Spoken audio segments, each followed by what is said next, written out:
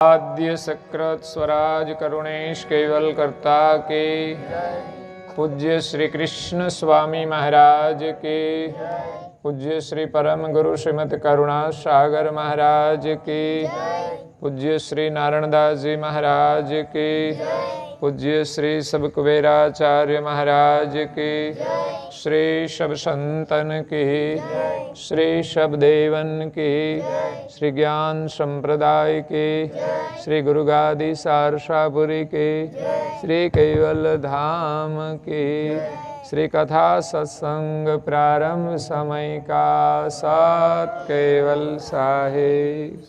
गोदी में खुला हाथ रख के 3 बार प्रणाम करे। सत केवल साहेब का सुमिरन करके सत केवल साहेब बोलिए सभी। बगल में जो बैठे उनको भी कहे सत केवल साहेब। दोनों ओर सत केवल साहेब। प्रेमी भक्तजनों, सत केवल साहेब, सत केवल साहेब, सत केवल साहेब। प्रेम नेम प्रीते करी धरो श्रीमत कुबेर शरण।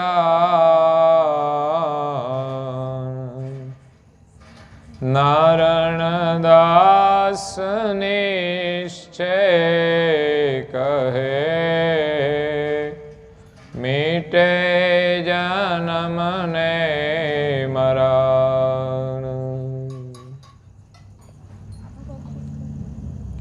प्रेमी भक्तजनों, ज्ञान संप्रदाय के आद्य स्थापक अनंत ब्रह्मांडाधीश विश्व नियंता सकर्ता सर्जनहार के परम विशेष अंश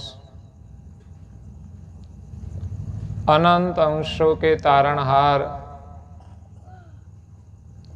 महान समर्थ परम श्रेष्ठ परम विभूतिवान परम दयालु परम कृपा निधि सर्वज्ञ दिव्य परम गुरु श्रीमद करुणा सागर महाराज के कृपा पात्र द्वितीय कुबेराचार्य पूज्य श्री नारायण दास जी महाराज स्वरचित सिद्धांत बावनी ग्रंथ में प्रेम की महिमा समझाते हुए जिज्ञासु और मुमुक्षु अंशों को कहते हैं कि प्रेम नैम प्रीते करी धरो श्रीमत कुबेर शरण। नारायण दास निश्चय कहे मिटे जन्म ने मरण। भक्ति का उद्देश्य है जन्म और मरण से छुटकारा पाना, जन्म मरण को मिटाना।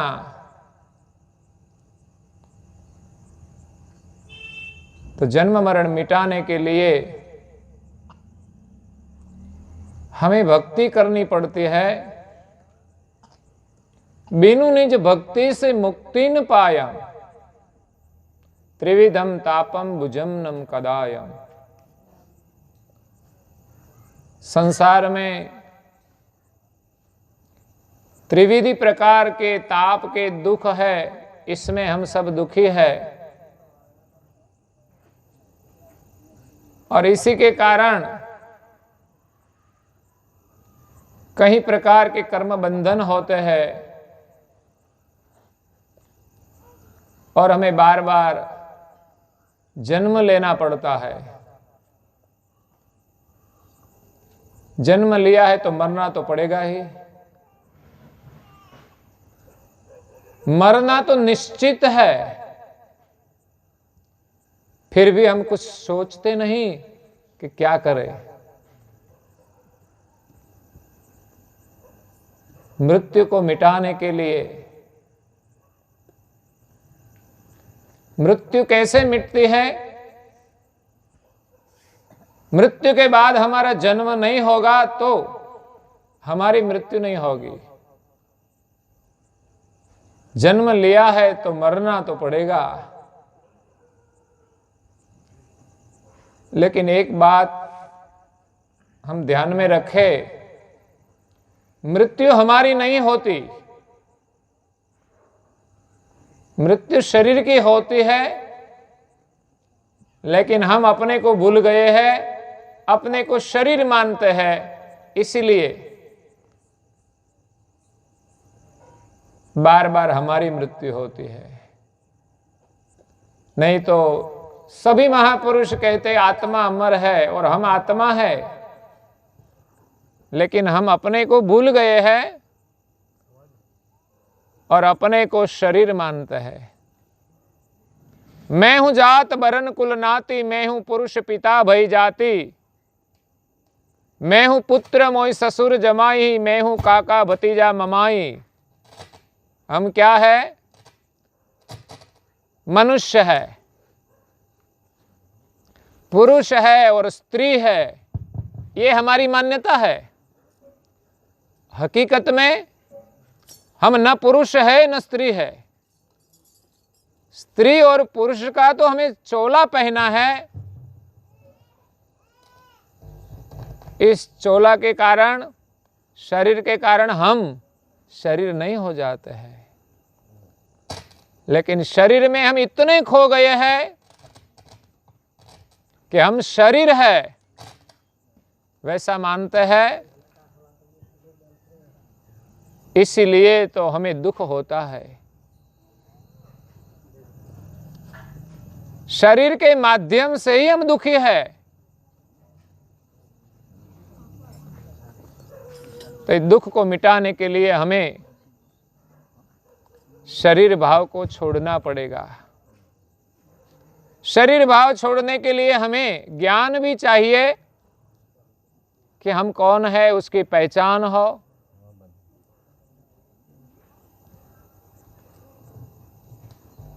क्योंकि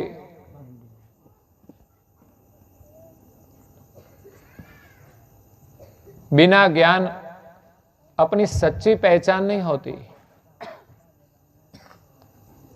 दुनिया में विभिन्न धर्म है, संप्रदाय है, मतभेद है, मान्यताएं है। अपनी सच्ची पहचान हमें ज्ञान से होती है। ब्रह्मज्ञानी मानते हैं कि हम ब्रह्म है, लेकिन है कि नहीं,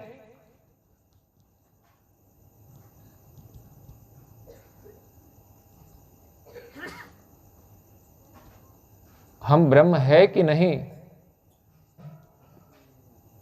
उसका क्या प्रमाण है? सब लोग मानते हैं तो हम भी मानते हैं।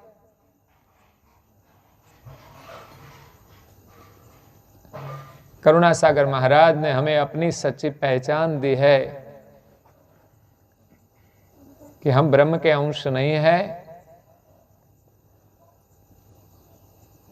ब्रह्म प्रकाश है, उनके जो प्रकाशक है वो सर्जनहार है, कैवल है। प्रकाशक के हम अंश है, ब्रह्म के अंश नहीं है। ज्ञान से निर्णय किया है कि हम कैवल के अंश है, ब्रह्म के अंश नहीं है। लेकिन मान लिया कि हम ब्रह्म के अंश है, ब्रह्म सच्चिदानंद रूप है, परमानंद रूप है, तो वो आनंद की अनुभूति हो जाए तो हम मान लेते हैं कि हम ब्रह्म है, हम ब्रह्ममय हो गए। इस आनंद में रहते हैं, आनंद ही है, फिर भी अपना पता नहीं चलता। ये बड़ा आवरण है, वो तोड़ना बहुत मुश्किल है। सूक्ष्म आवरण है, वो विद्वान भी नहीं तोड़ सकते। आज कई धर्मगुरु है, ज्ञानी है, वक्ता है, लेकिन पहचान नहीं पाते परम गुरु जी का ज्ञान, उसका सिद्धांत। सब अपने अपने मत में उलझे हुए हैं। लेकिन अच्छा यही है कि सब धर्म हमें अधर्म से ऊपर उठाते हैं, परमात्मा की ओर ले जाते हैं। वो बहुत बड़ी बात है। इसीलिए हम सभी धर्म की प्रशंसा करते हैं। आदर करते हैं कि सब लोग अच्छा ही काम कर रहे हैं, चाहे वो माने या न माने बात अलग है, आज नहीं तो कल समझ में आएगा। हम जानते हैं फिर भी पाना तो बहुत मुश्किल है, इसलिए दूसरों को मनाना इनसे बड़ी बात है कि हम जो जानते हैं उसको पा लें। हमें जो जाना है वहां तक पहुंच जाए, बाद में हम सबको जोड़ सकते हैं। महान तपस्वी रघुराम महाराज हो गए, परम गुरु के सानिध्य में बहुत तपस्वी थे। वो चाहे तो पूरे भारत में भ्रमण कर सकते थे, लेकिन उसका कर्तव्य जितना था उतना ही काम किया, अपना काम किया और औरों को भी जोड़ा। जहां जहां विचरण किया वहां परम गुरु की पहचान कराई, अपनी महिमा नहीं गाई। वो तो तपस्वी थे, लोग उनको मानते थे, लेकिन उनके जाने के बाद पता ही नहीं था कि रघुराम महाराज कौन है, दुनिया को पता नहीं है। उसका मतलब उसने अपना प्रचार नहीं किया।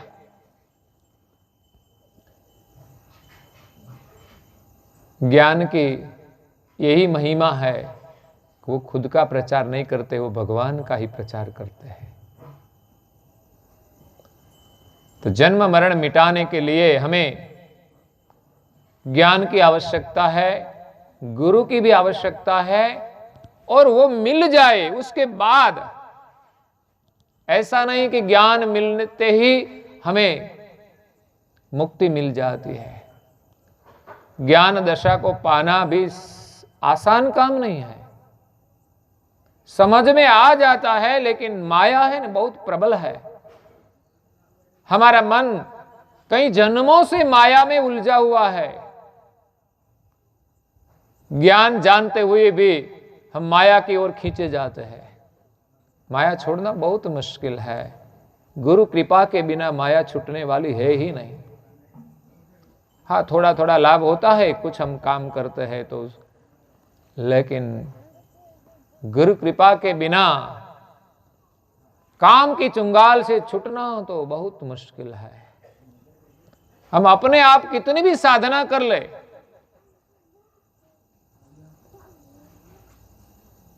साधना से ज्ञान से अहंकार बढ़ता है, लेकिन गिरि कृपा से ही हम इस अहंकार से मुक्त होते हैं, और गुरु कृपा से ही हम काम से मुक्त हो सकते हैं।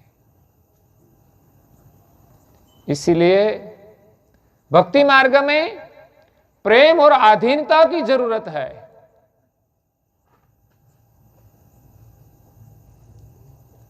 जिसका दर्शन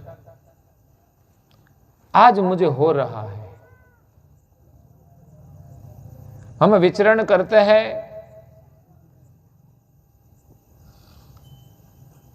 तो लोगों को देखकर हमें कुछ मिलता है। ऐसा नहीं कि हम सिर्फ कहने के लिए आए हैं। कहने के लिए तो परम गुरु आए थे, उसका संदेश हम स्मरण करते हैं साथ मिलकर, हम कहने वाले नहीं हैं। परम गुरु का संदेश, उसका संवाद हम करते हैं, ज्ञान का स्मरण करते हैं, उसका गुणगान करते हैं। तो ज्ञान के मार्ग में चलने के लिए महत्वपूर्ण जो कोई माध्यम है वो प्रेम का माध्यम है, आधीनता का माध्यम है, विनम्रता का माध्यम है,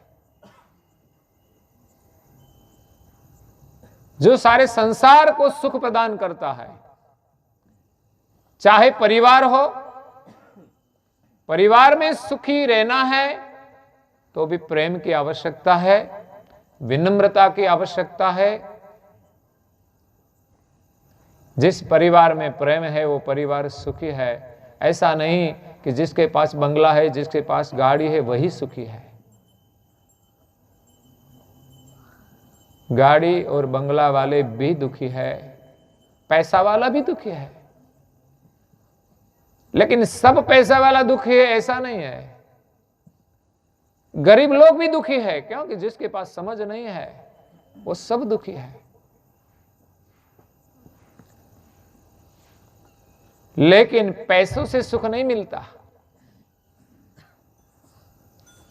पैसों से जो सुख मिलता है वो टिकता नहीं, कभी चला जाए कोई गारंटी नहीं है। पैसा वाला कभी सुखी होता है तो कभी दुखी भी होता है, पैसा होते हुए भी दुखी होता है, और कभी पैसा चला जाता है तो भी दुखी होता है। सुख केवल केवल केवल प्रेम से ही मिलता है, चाहे संसार में हो, चाहे आपको धन मिले, लेकिन प्रेम से मिलेगा तो आप सुखी होंगे। जिसके पास प्रेम का धन है वो सुखी है, वो ही धनी है। पूज्य श्री नारायणदास जी महाराज श्री कहते हैं कि भया धनवंत न अंत ही अकुट खजाना पाए, धन्य गुरु धन्य गुरु धन्य गुरु, एक जिब्यात क्या जश गाय। भया धनवंत, नारायणदास जी महाराज श्री कहते हैं कि मैं धनवान हो गया, परम गुरु के शरण में आकर वो धनवान हो गए, और ज्ञान का खजाना तो गुरु के शरण में है। सिर्फ ज्ञान नहीं, वो प्रेम के सागर है, वैराग के सागर है, करुणा के सागर है उसका नाम। उसकी करुणा से हम सुखी होते हैं, उसकी करुणा ही हमारा धन है। बस उनकी छत्र छाया में आ जाए, उसके शरण में आ जाए तो हम सुखी होंगे। इसके अलावा दुनिया में कहीं भी हम जाए, शायद हमें जो कुछ मिले उसको हम सुख माने, लेकिन कब तक सुखी रहेंगे वो पता नहीं। और वो हमारी भ्रांतियां है, कई प्रकार की भ्रांतियां है कि ये मिला तो हम सुखी हो गए।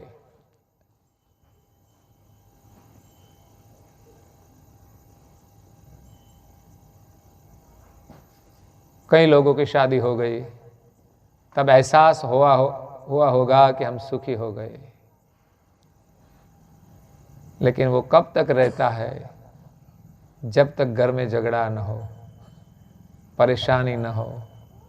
यहां तो जो युगल आए सब इतना प्रेम युगल है कि यहां स्वागत करने के लिए आए तो सभी साथ में आए।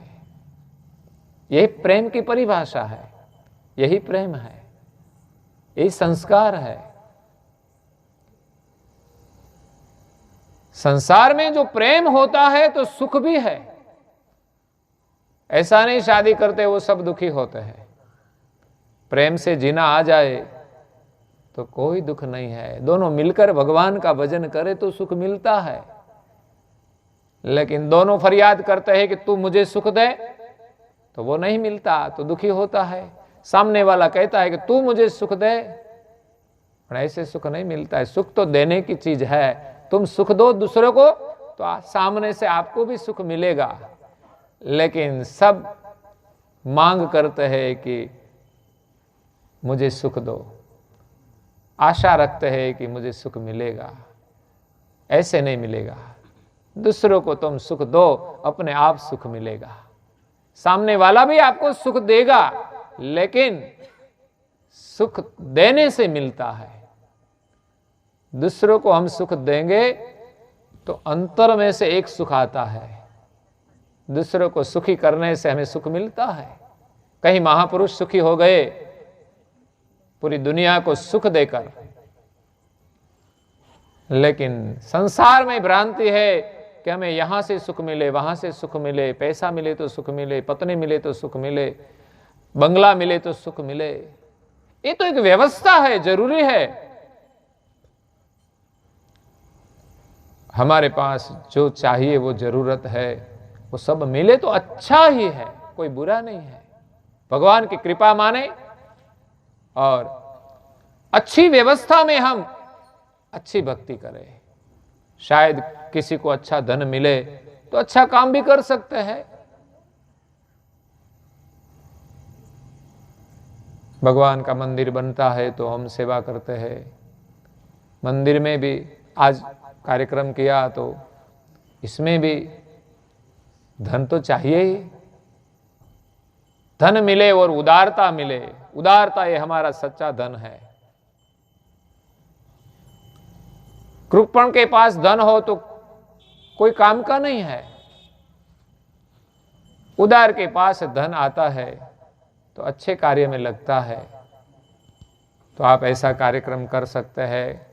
ऐसे तो सब कुछ होता नहीं और आपके पास इतना ज़्यादा पैसा भी नहीं है, फिर भी मुझे लगता है कि आपके पास सच्चा धन है, प्रेम का धन है।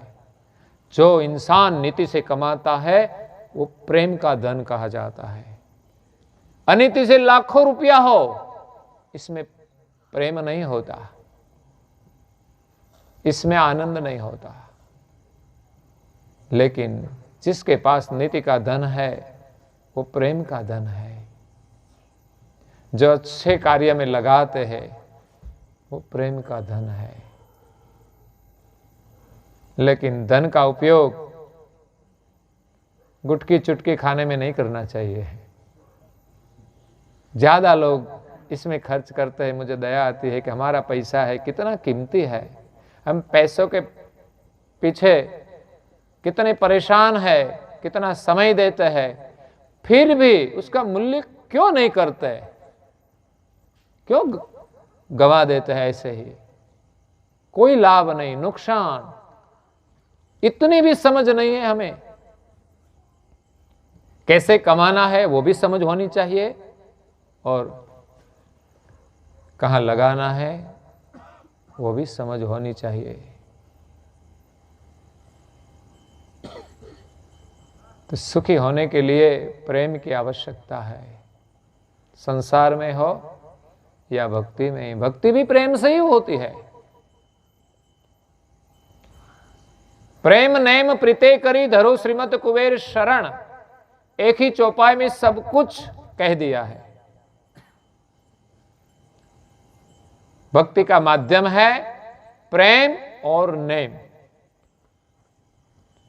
हम सूत्र लिखते हैं नेमी बनो, और दूसरा मैंने लगाया है प्रेमी बनो। नेमी बनो और प्रेमी बनो।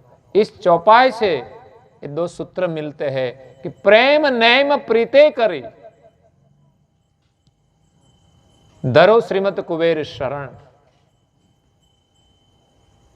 प्रेम और नियम का दो जोड़ान करके, दोनों मिला के परम गुरु के शरण में हम जाए, उसके शरण में हम जोड़े। अकेला प्रेम नहीं, अकेला नियम नहीं। अकेला प्रेम होगा तो कहीं चला जाएगा। बिना नियम का प्रेम ही संसार में हमें डुबाते हैं। जिस ओर ढलान आती है उस ओर चला जाता है, गिर जाता है, खड्डा आता है तो पानी कहां जाता है? बारिश का पानी आए तो कहां जाता है?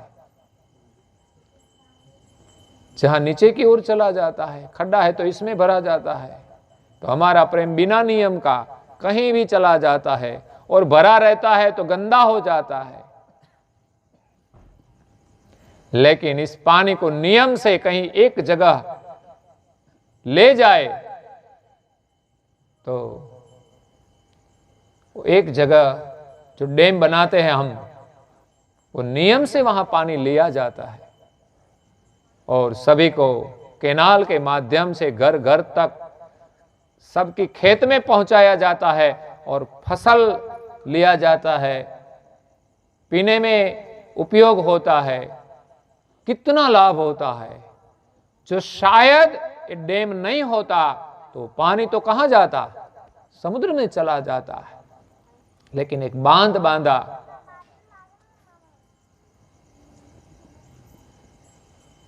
उसके माध्यम से उस पानी का कितना सदुपयोग हुआ, इस पानी का कितना मूल्य हुआ, जो लोगों को कितना उपयोगी होता है। वैसे ही हमारा प्रेम पानी जैसा है। वो मीठा पानी है, लेकिन जब बिना नियम चला जाता है समुद्र की ओर पानी, वो सब पानी, मीठा पानी खारा हो जाता है। वैसे हमारा प्रेम विशुद्ध है, लेकिन बिना नियम गुटकी चुटकी में भी चला जाता है, भोग विलास में भी चला जाता है। तब वो प्रेम मलिन हो जाता है, पैसों में लग जाता है, तब वो लोभ बन जाता है। परिवार में फंस जाता है तो मोह बन जाता है, विषय में लग जाता है तो काम बन जाता है। सभी क्रियाएं हम करनी है, लेकिन विशुद्ध भाव से। संसार में रहे, नियम से रहे। परमेश्वर ने जो सृष्टि बनाई है वो नियम से बनाई है, नियम से चलती है। उसके नियम में जो नहीं चलेगा वो परेशान होगा, दुखी होगा। हम नियम को भूल गए हैं। कभी कभी रोड पर गाड़ी चलाते हैं तो उसका भी नियम होता है, लेकिन कई लोग रॉन्ग साइड में चलते हैं, तो नियम के विरुद्ध है। सूर्य अपने नियम के अनुसार ही चलता है, ऐसा नहीं कि कभी उल्टा चले। उसका जो रास्ता है वहीं चलता है, ऐसा नहीं कि कभी उस ओर चले। ये नियम से सृष्टि चलती है। पृथ्वी फिरती है तो अपने नियम से ही फिरती है, अपनी गति से ही फिरती है। इसलिए सब कुछ नियम से चलता है। तो कुदरत का जो कार्य होता है वो नियम से चलता है, तो हम भी नियम में चले। परम गुरु ने नियम दिया है कि सूर्योदय से पहले हम उठ जाना चाहिए, जागृत होना चाहिए। लेकिन हमारी कमजोरी है, जो हम नहीं उठ पाते। तो गांव में तो लोग जल्दी उठ जाते हैं, लेकिन उठकर करना क्या है? जागृत होकर क्या करना है? ठीक से अपना काम हो तो वही करना चाहिए। लेकिन एक महत्वपूर्ण काम है, सुबह में जागकर स्नान आदि करके हमें अपने इष्ट देव की पूजा करना चाहिए। घर में कोई सदस्य ऐसा नहीं होना चाहिए कि जो पूजा न करता हो। ये हमारी संस्कार की जो परंपराएं है, ये परिवार में सभी सदस्य में होनी चाहिए। ऐसा नहीं कि घर में एक ही सदस्य पूजा पाठ कर दे तो सब कुछ चलेगा। ज्यादातर ऐसा ही होता है कि घर में जिसको ज्यादा भक्ति भाव होता है वही पूजा पाठ कर लेते हैं, बाकी सब घूमते रहते हैं। सभी को पूजा करनी चाहिए, सभी को प्रार्थना करनी चाहिए, सभी को पूजन करके अपने ललाट में तिलक धारण करना चाहिए। ये अपनी हिंदू संस्कृति है, भारतीय संस्कृति है। जो जो धर्म में मानते हैं उसका बिलक बिलक तिलक होता है। तो करुणा सागर के शरण में आए हैं, उसका बोध लिया है, दीक्षा ली है। तो दीक्षा लेने के बाद एक दिन भी तिलक नहीं चूकना चाहिए। आज मैं देखता हूं सभी के ललाट में तिलक है, मुझे बहुत गौरव होता है। एक नियम भी हम गौरव से पालन करते हैं, परम गुरु प्रसन्न होते हैं।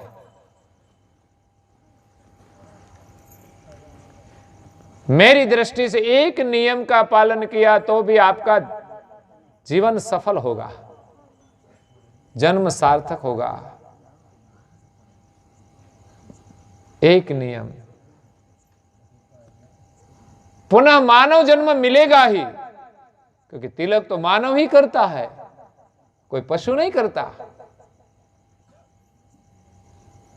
पहला नियम तिलक का है, ये प्रेम का प्रतीक है।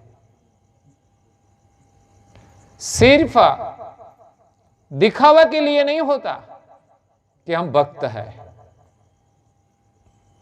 कहीं लोग तिलक नहीं करना होता इसलिए कहते हम दिखावा नहीं करते हैं, लेकिन आज्ञा का पालन तो करे, दिखावा ना करे तो कोई बात नहीं। तिलक दिखाने के लिए नहीं है, इसमें कौन सा दिखावा। तिलक गौरव का प्रतीक है, धर्म का प्रतीक है, विजय का प्रतीक है, निर्भयता का प्रतीक है, ध्यान का प्रतीक है, ऊर्ध्वगति का प्रतीक है, श्रद्धा का प्रतीक है, शांति का प्रतीक है। परम गुरु जी कहते हैं कि प्रकृति के स्थान पर तिलक करने से हमारी प्रकृति शांत होती है। जहां तिलक का निशान होता है वहां प्रकृति का स्थान है। सहज ही इस सात्विक प्रतीक है, धारण करने से हमारा मन पर उनका सात्विक प्रभाव पड़ता ही है। कई लोग ना कहते हैं कि हम तिलक नहीं करेंगे, क्यों? कि हम तिलक करके मसाला नहीं खा सकते हैं, झूठ नहीं बोल सकते हैं,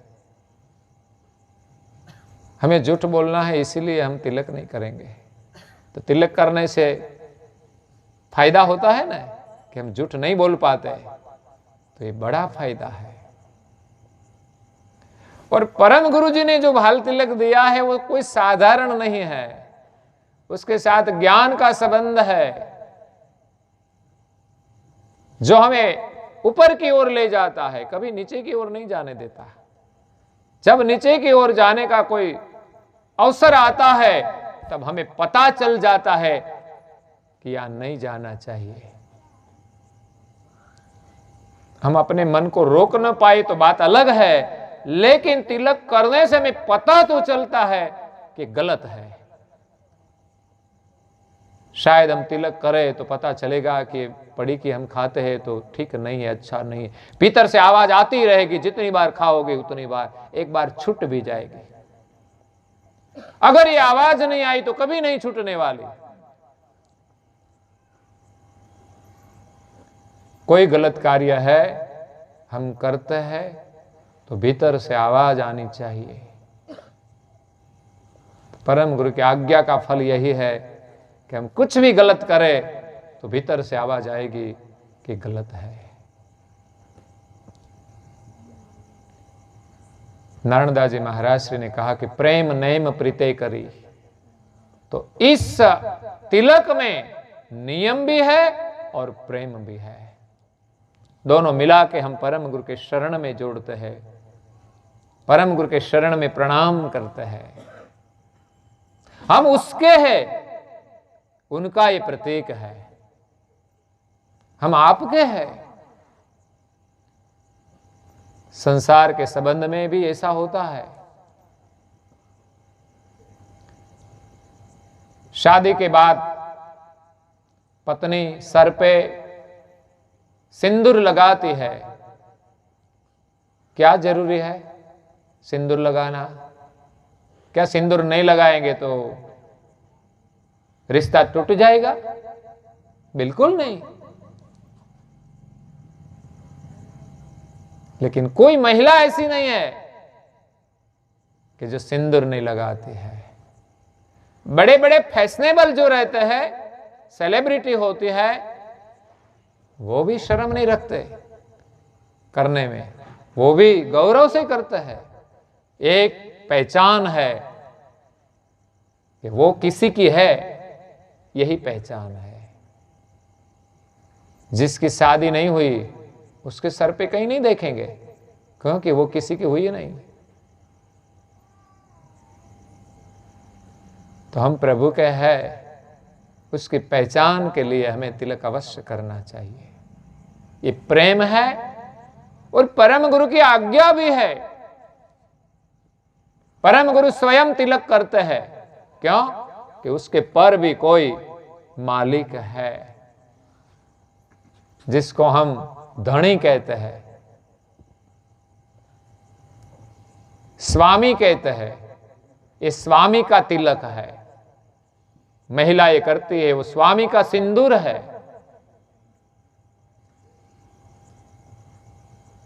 उनसे बहुत लाभ होता है। सिंदूर करने से बहुत फायदा होता है। सिंदूर उनकी सुरक्षा का कवच है। कैसे? सिंदूर लगाया हुआ है, पुरुषों की दृष्टि पड़ती है तो पता चलता है कि शादीशुदा है, तो उसकी दृष्टि बदल जाती है। यही बड़ा फायदा है। गृहस्थ जीवन की सुरक्षा रहती है, और जिनकी शादी हो गई है, इस शादी का जो प्रेम है, उनका गौरव है। वो सिंदूर करने में तो उन दोनों के प्रति भी आपस में प्रेम बना रहता है। अगर प्रेम नहीं होता तो शायद वो सिंदूर करना भी छोड़ देगी। क्या पति पत्नी में झगड़ा हो जाए, दोनों कोर्ट में जाए, तो उसको भाव नहीं रहेगा कि मैं सिंदूर लगा के जाऊं। शायद उसका मन टूट गया हो, अगर कुछ भी हो गया तो वो सिंदूर लगाना भी छोड़ देगी। अब तो रिश्ता, भाव ही नहीं रहा, रिश्ता नहीं टूटा, कोर्ट में केस चल रहा है, रिश्ता नहीं टूटा, फिर भी भाव नहीं होता, तो वो सिंदूर नहीं लगाएगी, क्योंकि वो मानती ही नहीं है मेरा, तो सिंदूर कैसे लगाएगी? इसीलिए भाल तिलक का बहुत महत्व है। यानी मुझे ऐसे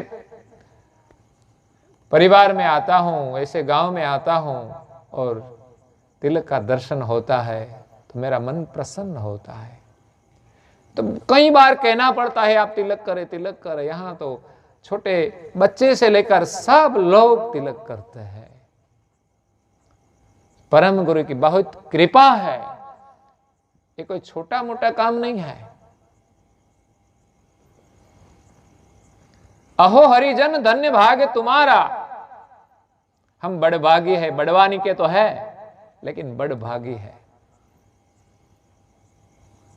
अहो हरिजन धन्य भाग्य तुम्हारा, सो हमेरे तुम पाए हूं देदारा। अब तुम हमसे करो पतियारो, बिनु प्रहतन निज धाम पहुंचारो। बस हमारा परम गुरु जी के शरण में विश्वास हो जाए तो भी हमारा कल्याण हो जाएगा। ऐसा नहीं कि हम जब बड़े ज्ञानी हो गए तब ही हमारा कल्याण होगा। शायद हमें ग्रंथ का कोई तत्व ज्ञान नहीं है, लेकिन परम गुरु के शरण में हमारी श्रद्धा है, विश्वास है, तो भी हमारा कल्याण हो जाएगा। गुरु की कृपा से ही हमारा कल्याण होता है। संत एकनाथ, उनके पास एक विधवा माता आती है। उसका एक लड़का था छोटा सा, बहुत दुखी थी, परेशान थी, गरीब थी, कमाने वाला कोई नहीं था।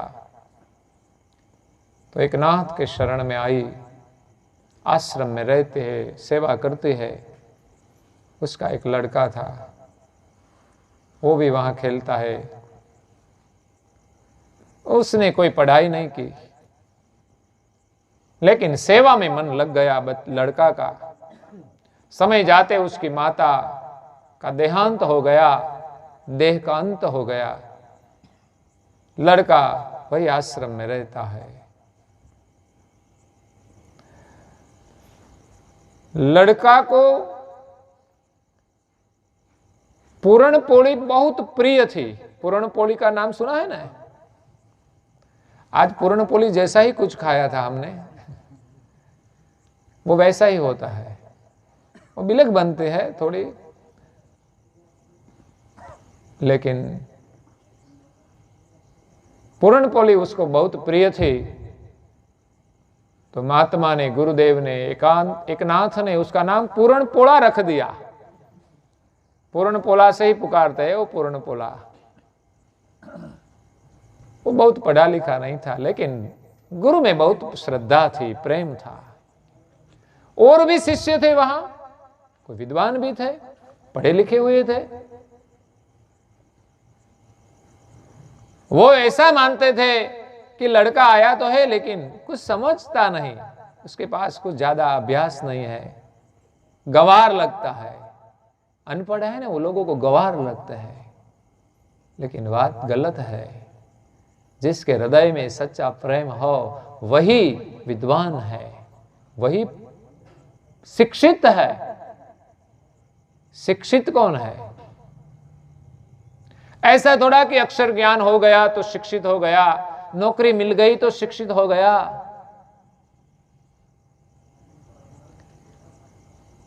मैं तो मानता हूं कि पढ़े लिखे हैं, लेकिन सुबह में सूर्योदय से पहले उठते नहीं, वो भी अशिक्षित है। कई शिक्षकों को मैंने देखा है, शिक्षक है फिर भी मसाला खाते हैं। वो क्या शिक्षा देगा? जो व्यसन का सेवन करते हैं वो शिक्षित होते हुए भी अशिक्षित है। मैंने ऐसा सूत्र लिखा है जेठोली में। इसीलिए शिक्षित वो है जो कैसे जीना चाहिए वो जानता है, वो शिक्षित है। तो पूर्णपोला को धर्म का ज्ञान था, लेकिन कई शिष्य ऐसे थे, पढ़े लिखे थे, कुछ सत्संग करते थे तो ऐसा मानते थे कि हम ही ज्ञानी है। जब गुरुदेव का अंतकाल नजदीक था, वो एक पुस्तक लिख रहे थे, वो ज्ञानी थे एकनाथ। तो लिखते लिखते उसका देहांत हो गया और पुस्तक अधूरा रह गया। उसको पता ही था, उसने कह दिया कि मेरा अधूरा जो रहा पुस्तक है वो पूर्णपोला पूरा करेगा।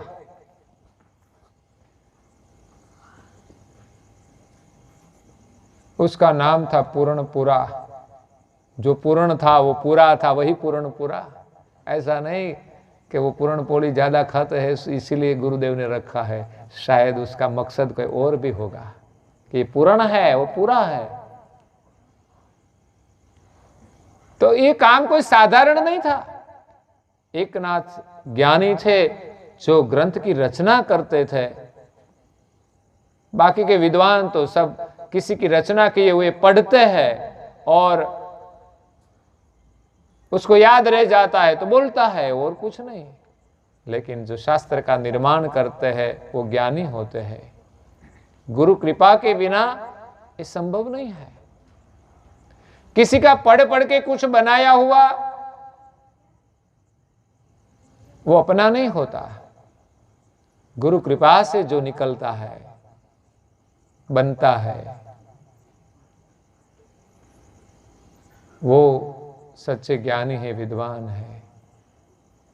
तो एकनाथ ने बनाया हुआ जो पुस्तक था अधूरा रहा, उसने कहा था, लेकिन चले जाने के बाद जो विद्वान थे ने वो मानते थे कि ये पूर्णपोला क्या करेगा, उसको तो कुछ आता ही नहीं। लेकिन कई जो पढ़े लिखे थे ने उसने प्रयास किया लेकिन आगे नहीं बढ़ सके, कुछ नहीं कर सके। अंत में पूर्णपोला ने ही वही पुस्तक पूरा किया। तो गुरु कृपा के अधिकारी कौन होते हैं? जो समर्पित होते हैं, तिलक करते हैं ने, वो समझदार है, परम गुरु की आज्ञा का पालन करते हैं, वो सुखी है। चाहे सुविधा का चाहे अभाव हो, लेकिन वो भीतर से सुखी है, बड़भागी है। फिर मानव का जन्म मिलेगा। नारायण दास निश्चय कहे, नारायण दास जी महाराज श्री निश्चय पूर्वक कहते हैं, गारंटी के साथ कहता है, परम गुरु की आज्ञा से हमारा जन्म मरण मिटेगा। इसलिए तिलक की महिमा है। हमें मानव जीवन मिला है, मानव शरीर मिला है, उस पर तिलक हो जाए तो शरीर की पूजा हो जाती है, शरीर पवित्र हो जाता है, परम गुरु का हमें आशीर्वाद मिल जाता है। भाल तिलक करना परम गुरु की आज्ञा है। हम आज्ञा का पालन करते हैं, वो हमारा प्रेम है। समझिए, हम किसी को आज्ञा दे, वो पालन करे कब? जब हमारे प्रति उसका प्रेम हो तब। नहीं तो खुद का लड़का भी पालन नहीं करता। कई लोगों की पत्नी भी आज्ञा नहीं मानती, किसी का भाई भी आज्ञा नहीं मानता, किसी का नौकर भी आज्ञा नहीं मानता। कभी कभी रूठ जाता है, हर दिन करता है लेकिन कभी कभी रूठ जाता है। हर दिन हमें उसका ही काम करना, हमारा तो कोई करता ही नहीं। लेकिन हम परम गुरु की आज्ञा का पालन करते हैं तो हमारा प्रेम है। जो नहीं करते हैं तो समझना, मानते हैं लेकिन प्रेम कम है। कई लोग कंठी उपदेश लिया है और भी कुछ काम करते हैं, लेकिन तिलक नहीं करता है तो प्रेम की कमी है। क्यों नहीं करते? प्रश्न है, क्या दिक्कत है? नहीं आता है वैसा भी नहीं है। लोग कहते हैं हमें आता नहीं, सब कुछ आता है। गाली देना आ जाता है, गुस्सा करना आ जाता है। किसी ने सिखाया गुस्सा करना? वो तो किसी ने कहा ही नहीं कि तुम गुस्सा करो, फिर भी लोग करते हैं। और जो करने की चीज है वो हमें आता नहीं, हम करते नहीं तो कैसे आए? ऐसा नहीं कि ऐसा ही करना चाहिए। यहां उम्र वाले भी बैठे हैं, जिसको ज्यादा इतना हाथ नहीं चलता कि ऐसा अच्छा तिलक बनाए, फिर भी अच्छा तिलक बनाया है। नहीं तो मैं तो कहता हूं ऐसे चंदन वाला जो हाथ है ना, वो अंगुली ऐसे ही लगा दो भी तिलक हो जाएगा, और कंकु की सली कंकु वाली करके ऐसे लगा दो तो भी तिलक हो जाएगा। लेकिन भावना होती है ना, तो जैसा तिलक है वैसा ही करता है। हम परम गुरु जी का दर्शन करते हैं तो कैसा दर्शन? हम ध्यान से दर्शन करें तो उसके ललाट में तिलक है, वो हमें प्रेरणा देता है कि आप भी आज्ञा का पालन करें। उनका स्वरूप दर्शनीय है। क्यों? यहां बैठे हैं सब दर्शनीय है। कोई ब्यूटी पार्लर में जाकर आइए, वो दर्शनीय नहीं है। वो शायद सबको सुंदर लगता है लेकिन दर्शनीय नहीं है। कोई महापुरुष आते हैं तो दर्शनीय है, कोई नेता आते हैं तो दर्शनीय नहीं होता। उसको कोई पैर नहीं छूता। यहां सब दर्शनीय है। भक्तों को भी हम प्रणाम करते हैं, वो दर्शनीय है। तिलक से हमारा शरीर दर्शनीय हो जाता है। और घर में सब लोग तिलक करें तो कितना लाभ होता है, देखो तो सही। सबको एक बीजा के प्रति प्रेम बढ़ता है। मैं मानता हूं कि जो जो तिलक करते आपस में झगड़ा नहीं होगा। हम किसके साथ झगड़ा करें? हम सब परम गुरु के हैं, हमारा अहम छूट जाता है। हम झगड़ा नहीं करेंगे। पति पत्नी दोनों तिलक करते, कभी झगड़ा नहीं होगा।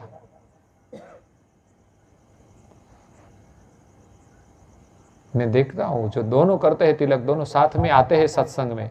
जो नहीं करते हैं ना, भाई लोग ज्यादा नहीं करते हैं ना, तो बहनें तिलक करती है तो वो सत्संग में जाती है, भाई उसके साथ नहीं जाता, उसके साथ नहीं बनती। घर तो चलाना पड़ता है साथ में रहकर, लेकिन एकता नहीं है। तिलक का लाभ ही लाभ है। सब में एक दूसरे के प्रति प्रेम बढ़ता है। घर में सब लोग तिलक करें तो उसका तिलक का दर्शन करके हमें प्रेम बढ़ता है, उसका प्रेम अपने ओर से बढ़ता है। तिलक की कितनी महिमा है। परम गुरु का दर्शन करते हैं तो तिलक का दर्शन होता है। नारायणदास जी महाराज श्री ने दर्शन किया और उसका वर्णन किया कि तिलक भाल विशाल लोचन अधुर अनोपम शोभितम निजानंद घन श्याम मूरत संत जन के मन लोभितम। सोचिए, गुरु स्तुति हम सुबह में पाठ करते हैं उपासना का, इसमें गुरु स्तुति आती है। शायद सब नहीं करते होंगे, जितना समय हो उतना करे। मैं तो कहता हूं पूरी उपासना न करे तो इसमें से थोड़ी करे। सुबह मंगला और श्रृंगार तो अवश्य सब करे, और उसके बाद एक स्तुति आती है अहोनाथ नाहम। बस वो पहला चरण तो सब लोग समय निकाल के करें। शायद जो ज्यादा लोग पढ़े नहीं होते वो नहीं कर सकते तो ठीक है, लेकिन थोड़ा तो पाठ अवश्य करें। तो गुरु स्तुति में लिखा है, नारायणदास जी महाराज श्री ने कहा है, परम गुरु जी का दर्शन करते हुए उसका अनुभव प्रकट किया है कि तिलक भाल, परम गुरु जी के दर्शन में तिलक भाल विशाल लोचन। दर्शन में हम क्या दर्शन करते हैं? हम दर्शन तो करते हैं, लेकिन दर्शन में क्या दर्शन करना चाहिए? ऐसा नहीं कि हम जाते हैं तो ऐसे ही नमन करके चले आए। ध्यान से दर्शन करें। दर्शन करने की दृष्टि हमें पूज्य श्री नारायणदास जी महाराज श्री देते हैं। दर्शन से हमारी आंखें पवित्र होती है। दर्शन की महिमा है। ये मंदिर छोटा हो या मोटा हो, लेकिन हम दर्शन के लिए जाए, वो हमारा नियम का महत्व है, हमारे प्रेम का महत्व है, और दर्शन का महत्व है कि परम गुरु का दर्शन से हमारी दृष्टि पवित्र होगी, क्योंकि उनका स्वरूप पवित्र है। चाहे संसार में हम किसी का अवलोकन करें तो हमारी दृष्टि विकारी हो सकती है, सुंदर हो तो भी। किसी सुंदरता का हम दर्शन करें तो हमारी दृष्टि विकारी हो सकती है, लेकिन परम गुरु का दर्शन से हमारी दृष्टि निर्विकारी होगी, क्योंकि वो स्वयं निर्विकारी है। उनका चोला जो है ने वो विकार से बना ही नहीं है, इतना दिव्य शरीर है। इसलिए बार बार दर्शन से हमारी दृष्टि पवित्र होगी। तो दर्शन अवश्य करना चाहिए, बार बार करना चाहिए। हम अपने घर में भी परम गुरु की तस्वीर लगाते हैं, मूर्ति रखते हैं, बार बार दर्शन करने का भाव होता है। अच्छा फोटो रखते हैं, क्योंकि बार बार हमारी दृष्टि वहां जाए तो हमारी दृष्टि पवित्र हो। ये दृष्टि जितना जिसका अवलोकन करती है वैसी बन जाती है। बार बार हम टीवी में या तो मीडिया में पिक्चर देखेंगे तो दृष्टि मलिन होगी। जितना देखेंगे, जैसा दृश्य देखेंगे, और हम पवित्र दर्शन करेंगे तो हमारी दृष्टि पवित्र रहेगी और पवित्र बनेगी। इसलिए दर्शन का नियम का महत्व है। तिलक भाल, परम गुरु जी के स्वरूप में हम तिलक का दर्शन करें। तिलक से ही उनका जो स्वरूप है ना अति सुंदर दिखाई देता है। तिलक हमारे स्वरूप का प्रतीक है। हमारा जो चैतन्य स्वरूप है, उनकी जो गति है वो तिलकवत है। उसका कोई स्थूल आकार नहीं है, आत्मा का कोई आकार नहीं है, लेकिन फिर भी उनका स्वरूप तो है। वो निराकार भी नहीं है, वो आकार वाला नहीं है, दिखाई देने वाला नहीं है आंखों से, वो निराकार भी नहीं है। उनका कोई स्वरूप है, वो भाल तिलक जैसा गति वाला है, जो ऊपर की ओर गति करता है। जो अणिअग्र नहीं होता तो वो गति नहीं कर सकता, गोल गोल होता तो वो इधर उधर भटकता ही रहता, लेकिन वो अणिअग्र गति वाला है। या तो नीचे की ओर जाता है या तो ऊपर की ओर। वो गति करने के लिए आगे अणिअग्र उसकी गति है। जैसे एरोप्लेन चलता है तो आगे का इस जो भाग है वो कैसा होता है? अणिअग्र होता है। ऐसा ना रखे ना ऐसा रखे तो क्या दिक्कत है, लेकिन वो गति नहीं कर सकता। परम गुरु जी ने तो कहा है संसार की सभी चीज है ना, उसमें भाल तिलक जो अणिअग्र गति है ना, वो सब में है, सब में है, सब चीज में है, अणिअग्र गति है। बिना अणि अग्र गति, वो गति ही नहीं कर पाता। इसलिए अणि अग्र गति का महत्व है। इस भाल तिलक की यही महत्व है। तो तिलक भाल विशाल लोचन, परम गुरु के लोचन कैसे है? विशाल है। आंखें बड़ी है। ऐसे तो आंखें बड़ी है स्वरूप में भी, देखो तो सामान्य इंसान की आंखें इतनी बड़ी नहीं होती, लेकिन करुणा सागर की आंखें और उनकी दृष्टि भी विशाल है। 14 लोक में उनकी दृष्टि व्यापक है। हमारी दृष्टि तो सामने जितना है वो हम देखते हैं, वो भी पूरा तो नहीं देख पाते। करुणा सागर की दृष्टि 14 लोक में, समस्त ब्रह्मांड में व्यापक है। इसीलिए नारायणदास जी महाराज श्री दर्शन करते हैं कि सिर्फ स्थूल शरीर नहीं है, उनकी दृष्टि तो विशाल है। वो कितनी विशाल है तो वो तो हम उसके ज्ञान से पता चलता है कि परम गुरु की दृष्टि समस्त ब्रह्मांड में कितनी विशाल है, पूरे ब्रह्मांड को देखता है। तिलक भाल विशाल लोचन, अधूर अनुपम शोभितम। अधूर का मतलब,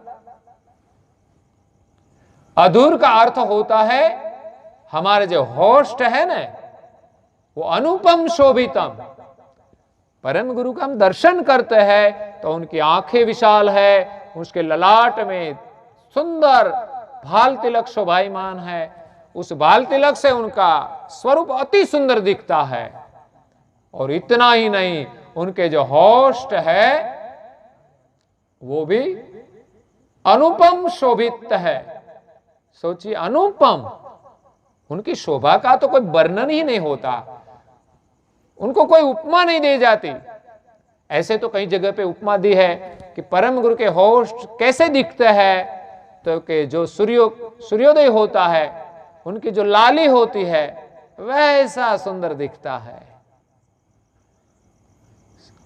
सूर्य का उदय होता है तब उसकी लाली होती है, कितनी सौम्य होती है।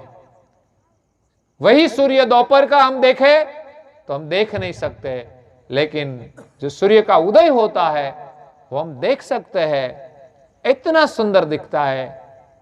वैसा परम गुरु का जो होस्ट है वो सुंदर लगता है।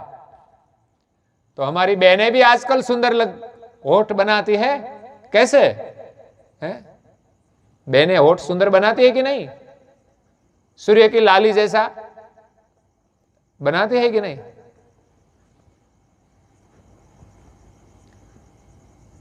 यहां तो पुरुष के होठ की बात है। उनके होठ इतना लाल नहीं होता जैसा महिलाओं का होता है शायद है? अगर पुरुष लाली लगा दे तो होता है कि नहीं? पुरुष होठ पर लाली लगा दे तो बढ़िया हो जाता है। कभी कभी पुरुष को स्त्री का जो रोल करना होता है ना, तभी उसको करना पड़ता है, क्योंकि उसका होठ अच्छा नहीं दिखता। ऐसे ही महिला तो महिला है, ऐसे ही उसका होठ अच्छा दिखता है, लेकिन पुरुषों को जब महिला का वेश बनाना होता है तब वो ऊपर से लाली लगाता है, जो कि आज तो हमारी महिला भी लगाता है। जरूरत नहीं है फिर भी लगाता है। पहले लोग नहीं लगाते थे, अभी अभी नया जमाना आया है, फैशन ज्यादा आई है, लेकिन पता नहीं चलता, उसको पता ही नहीं है कि ज्यादा लाली लगाने से अच्छा नहीं लगता, नकली लगता है, चेहरा नकली लगता है। ज्यादा हम ऊपर से लिपापोती करते हैं तो उससे चेहरा अच्छा नहीं लगता, नेचुरल नहीं लगता, उसकी सुंदरता अच्छी नहीं लगती, फिर भी लोग लगाते हैं। लेकिन बाहर से लगाई हुई लाली की सुंदरता का कोई महत्व नहीं है। परम गुरु की जो सुंदरता है वो नेचुरल है, सूर्य के उदित होते सूर्य की लाली जैसी, ऐसा सुंदर होस्ट है। और जो होस्ट की सुंदरता है वो क्या होती है मालूम है? शायद हमारी बहनें लाली लगा दे तो होठ तो सुंदर दिखता है, लेकिन जब मुंह से अच्छी बात नहीं निकलती तब ये होठ सुंदर लगता नहीं। याद रखे, मुख से अच्छी वाणी निकले ना तो होठ तो सुंदर लगता है। उसकी सुंदरता यही है, परम गुरु के मुख से तो अमृत वाणी निकलती है, इसलिए उसके होठ सुंदर दिखाई देते हैं। ऐसा नहीं कि कोई लाली लगाई है। हम दर्शन करें तो यही दृष्टि से दर्शन करें कि परम गुरु कितने सुंदर है। तिलक भाल विशाल लोचन अधुर अनुपम शोभितम निजानंद घनश्याम मूरत। परम गुरु का स्वरूप कैसा है? निजानंद स्वरूप है, जो हमें निजानंद देता है, हमें सदैव आनंद में रखते हैं। ऐसा जिनका चेहरा है। कई लोग भी अच्छे होते हैं जो हमें आनंद में रखते हैं। घर में भी कोई अच्छे लोग हैं, सरल लोग हैं। कई लोगों का चेहरा हंसता ही रहता है तो वो अच्छा है। तो परम गुरु का स्वरूप ऐसा है, सदैव हमें प्रसन्नता देता है। सदा प्रसन्नम शुभ सारसाया, सदा सारसा पुरी में निवास करते हैं प्रसन्नता से। सदा प्रसन्नम शुभ सारसाया विराजते चारुतर प्रदेश है।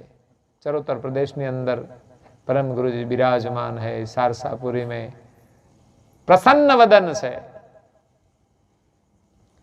तो यहां निजानंद घनश्याम मूरत, उनका स्वरूप कैसा है? घनश्याम है। ऐसा नहीं कि गोरा है। हम मानते हैं कि जो गोरा है वही सुंदर है, यही भी भ्रांति है। परम गुरु का स्वरूप तो घनश्याम है, लेकिन निजानंद रूप है, प्रसन्न है। उसका दर्शन भी हमें प्रसन्न करते हैं। घनश्याम स्वरूप को देखते ही प्रसन्नता होती है। क्यों? कि जो सदाई प्रसन्न है उसका दर्शन भी प्रसन्न है। ऐसा नहीं कि जो गोरा है वही सुंदर है, जो हंसता रहता है, प्रसन्न रहता है वही सुंदर है। पसंद करना है तो यही पसंद करना कि जो हंसता रहता है ना उसको पसंद करना। महिलाओं, जिसकी शादी बाकी हो उसकी बात है, लेकिन जो मसाला खाता है ना वो सदा ही सुंदर रहता ही नहीं, प्रसन्न रहता ही नहीं, बार बार परेशान होता है तो खाना पड़ता है। ऐसा लड़का पसंद नहीं करना चाहिए। और आ गया तो आ गया, क्या करे है? शादी हो गई उसको तो कोई इलाज नहीं है। लेकिन उस भाइयों को समझना चाहिए कि सदैव प्रसन्न रहने के लिए मसाला की जरूरत नहीं है। परम गुरु का दर्शन कर लो, प्रसन्नता मिलेगी। तो निजानंद घनश्याम मूरत संत जन के मन लोभितम। परम गुरु का स्वरूप कितना सुंदर है। संतों का और भक्तों का जो मन है वो दर्शन करने के लिए लोभित होता है। दर्शन की यही महिमा है कि हमारी दृष्टि में लोभ हो दर्शन करने का। दुनिया में भी कोई कई चीज सुंदर होती है जो देखने का मन करता है। कहीं चेहरा अच्छा लगता है तो हम बार बार देखते हैं। यही होता है कि नहीं? दुनिया में भी सुंदर चीज है, भगवान ने बनाई है, वो देखने को मन करता है। अरे अच्छा मोबाइल है तो भी हम देखते हैं, लेने की भी इच्छा होती है। गाड़ी अच्छी है तो, लाड़ी भी अच्छी है तो देखते ही रहते हैं लोग। पर कब तक देखेंगे? 10 साल 20 साल बाद में वो तो अच्छा रहने वाला नहीं है। दुनिया में जो चीज आज सुंदर है वो सदैव रहने वाली नहीं है, और उस सुंदरता में इतना आनंद भी नहीं है। याद रखे, परम गुरु का दर्शन हम करें तो देखते देखते हमें ध्यान लग जाएगा, समाधि लग जाएगी।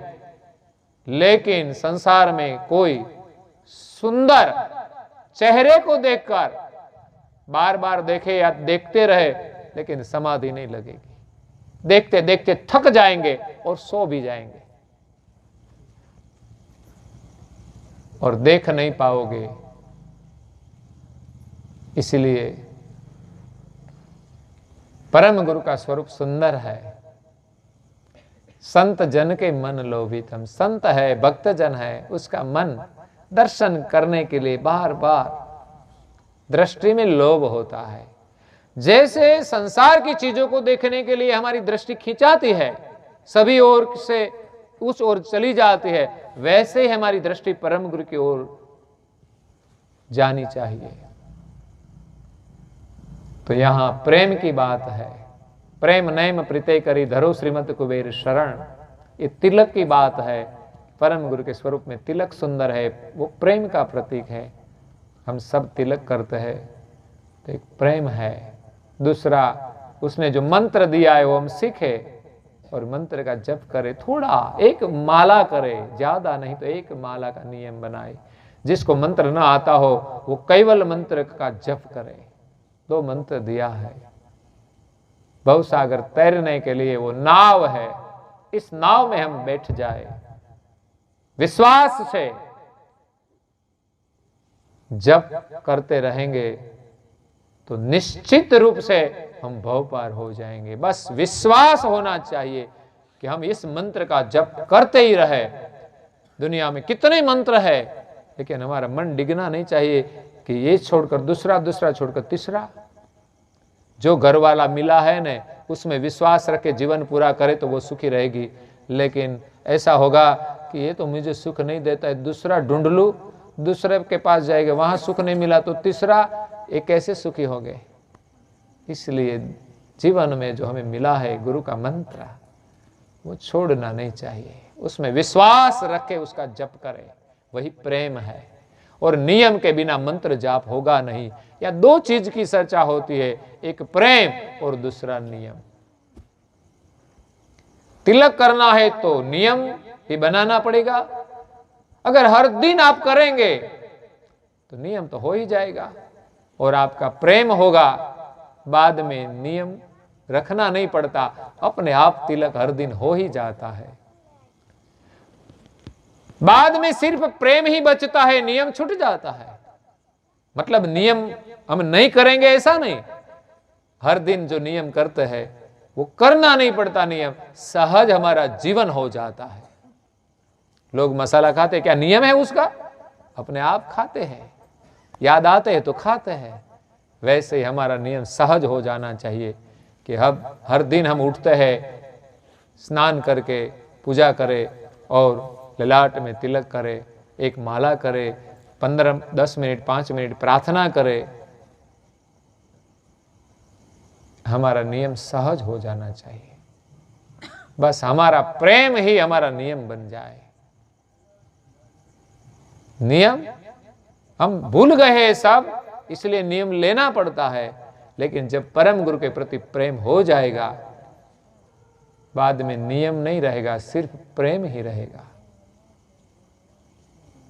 ये तो प्रेम की बात है उद्धव, बंदगी अपने बश की नहीं है। यहाँ सिर दे के होते हैं सिजदे, सिर घुमाने की फुर्सत नहीं है।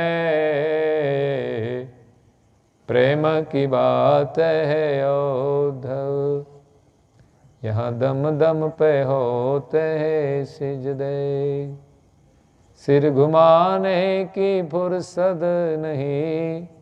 त्या कुछ याद ही नहीं आता। जब भगवान का हम नाम लेते हैं तो कुछ याद नहीं आता, और कुछ काम हम करते हैं तो भगवान को याद करना नहीं पड़ता, अपने आप याद आता है। यही प्रेम है, बस और कुछ नहीं। हमारे क्या होता है कि कुछ करते करते हम भूल जाते हैं। आज हम भूल गए, इस बार ये भूल गए। संसार का काम भूल जाए तो ठीक है, लेकिन जो हम नियम पालन करते हैं वो भूल जाते हैं। उसका मतलब क्या है कि हम नियम तो पालन करते हैं, लेकिन प्रेम की कमी के कारण हम नियम भूल जाते हैं।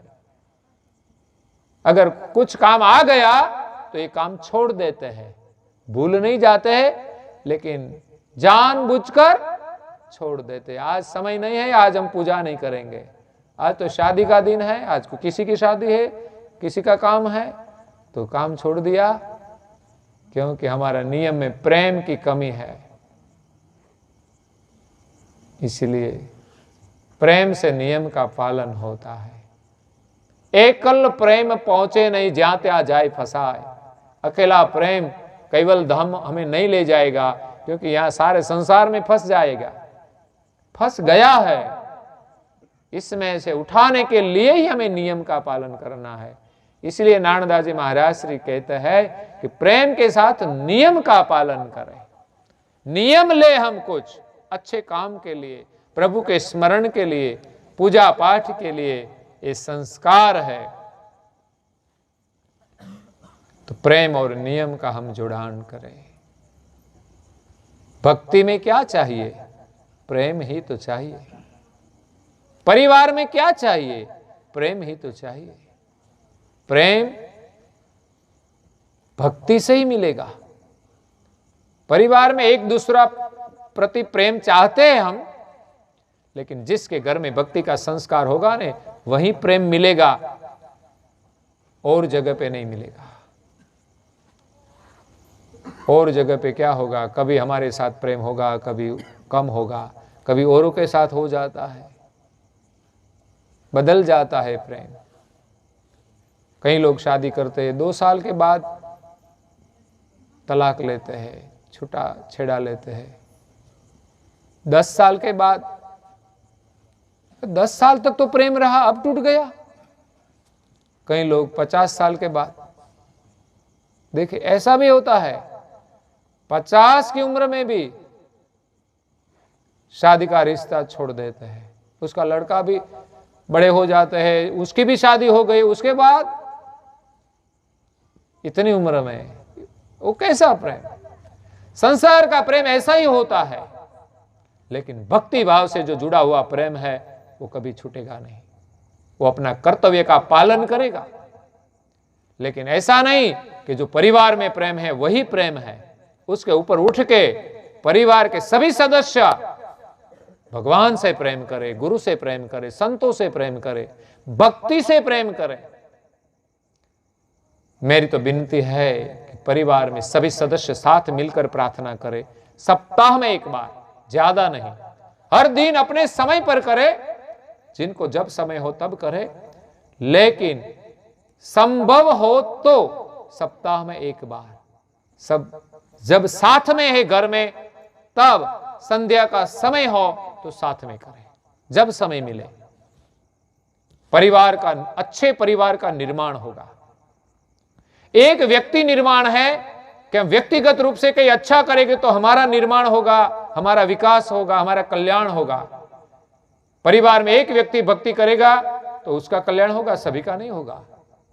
लेकिन पूरा परिवार उसमें जुड़ेगा, सब साथ में कुछ धर्म कार्य करेंगे, प्रार्थना करेंगे, कुछ सेवा का कार्य हो तो करेंगे, तो पूरा परिवार का कल्याण होगा,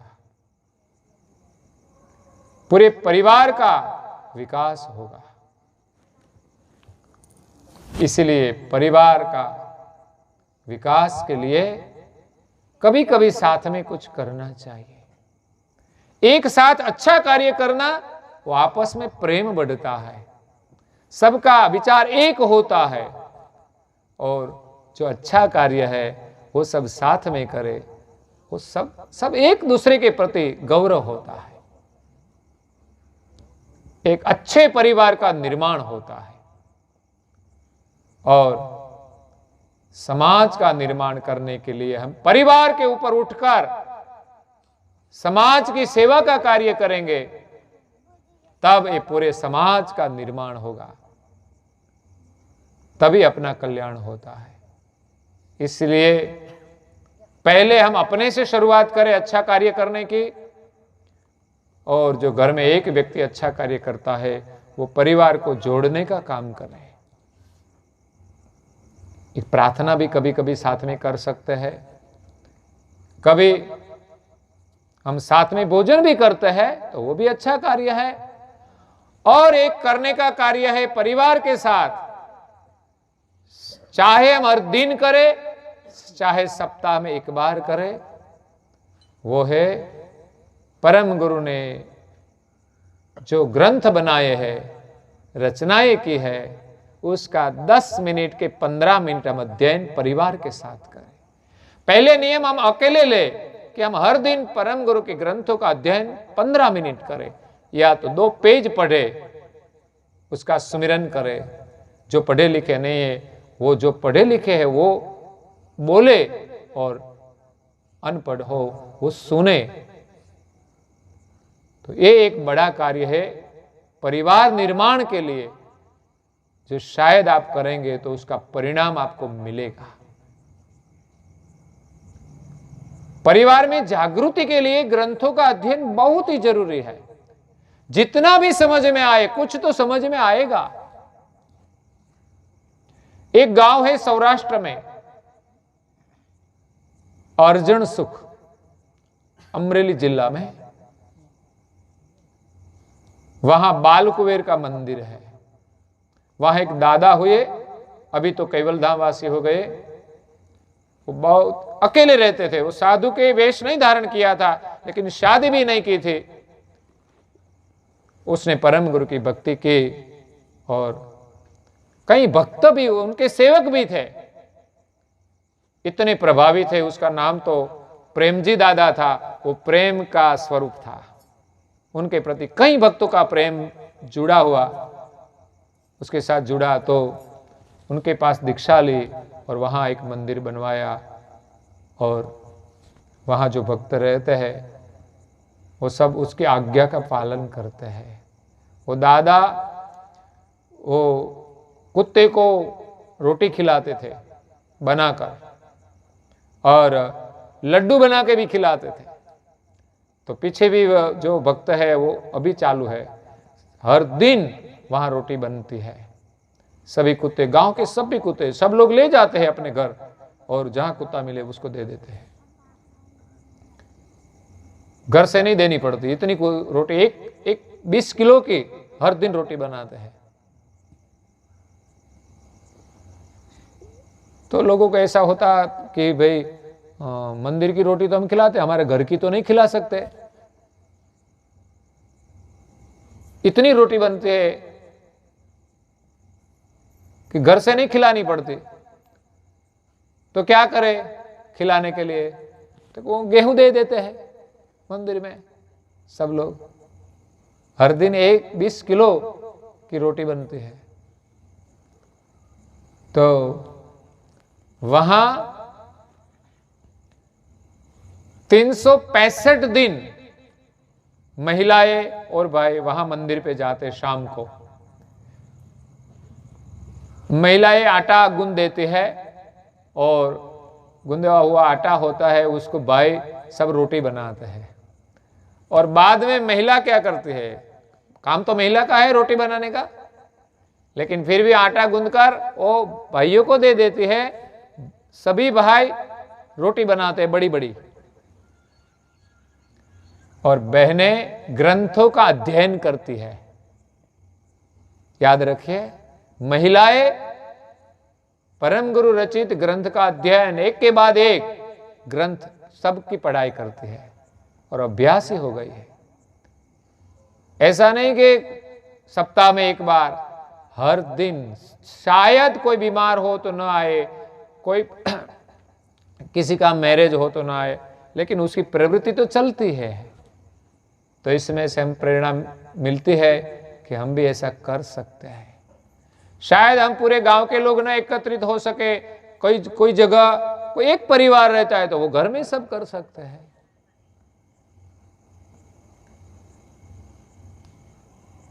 तो ये है परम गुरु का प्रेम।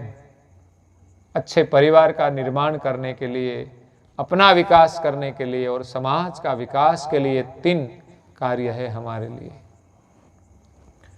तो प्रेम नेम प्रीते करी धरो श्रीमत कुबेर शरण। नारायण दास निश्चय कहे मिटे जन्म ने मरण।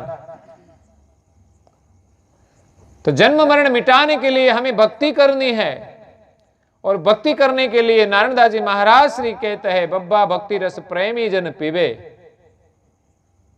भक्ति का रस कौन पिएगा? तो प्रेमी ही पी सकता है। शराब का रस कौन पी सकता है? इसका जो प्रेमी होता है वही तो पीता है। वो भी प्रेमी होता है, लेकिन शराब का है, खराब का है। वैसे ही प्रेमी बने बिना ये रस मिलेगा नहीं। संसार में भी प्रेमी ही बनना पड़ता है। तो हमें भक्ति का रस पीना है तो शराबी जैसा ही बनना पड़ेगा, है? उसके बिना उसको चलता ही नहीं।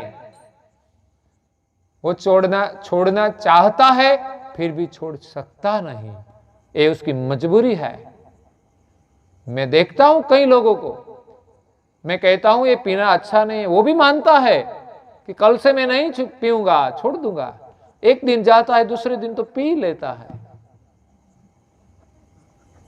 यही है नशा भक्ति का। छोड़ नहीं सकते, छोड़ना भी नहीं चाहिए। तो भक्ति प्रेम से होती है। दो मित्र थे। एक मित्र कहीं घूमने को गया था, वहां से ने उसको एक अच्छा पत्थर मिला जिसका नाम है पारस। वो घर पे लाया, लेकिन किसी को बताया नहीं। पता चल जाए तो खतरा होता है। तो पारस का गुण क्या है? लोहे को सुवर्ण बनाता है। तो किसी को बताए बिना वो अपने घर में रखकर थोड़ा थोड़ा लोहा लाकर जितना जरूरत है उतना सोना बना के बेचता है। और उसको अच्छा मकान बन गया, सुखी हो गया। उसकी एक बड़ी दुकान हो गई। ज्यादा नहीं, जितना चाहिए उतना बनाता रहा। किसी को पता न चले कि इतना पैसा कहां से आया जल्दी। और उसका एक मित्र था। तो मित्र के प्रति उसको दया आई कि मेरा मित्र है, गरीब है, लेकिन वो भक्त था। गरीब था लेकिन भक्त था। तो भगवान का भजन करता ही रहता था। उसको चिंता ही नहीं थी कोई कि मैं गरीब हूं, ऐसा कोई दुख ही नहीं था। लेकिन मित्र को लगा कि मैं सुखी हूं और मेरा मित्र दुखी। एक दिन उसको मित्र को बताया कि आप किसी को मत बताना, मेरे पास एक पारस मणि है।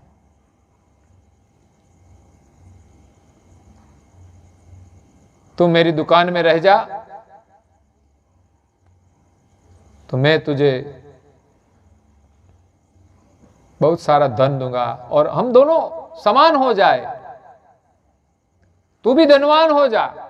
ऐसा नहीं कि मैं तुझे पैसा दे दूं तो तू धनवान हो जा, लेकिन तू मेरे साथ काम कर, मेरी ये दुकान संभाल और तू भी धनवान हो जा।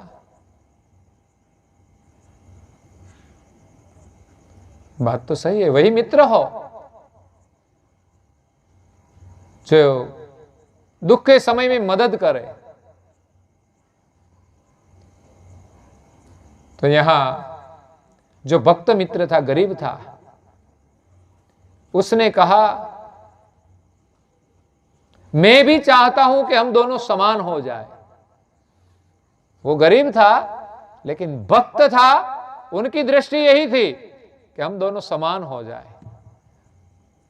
अमीर मित्र चाहता है कि हम दोनों समान हो जाए, अमीर हो जाए, और भक्त मित्र चाहता है हम दोनों भक्त हो जाए।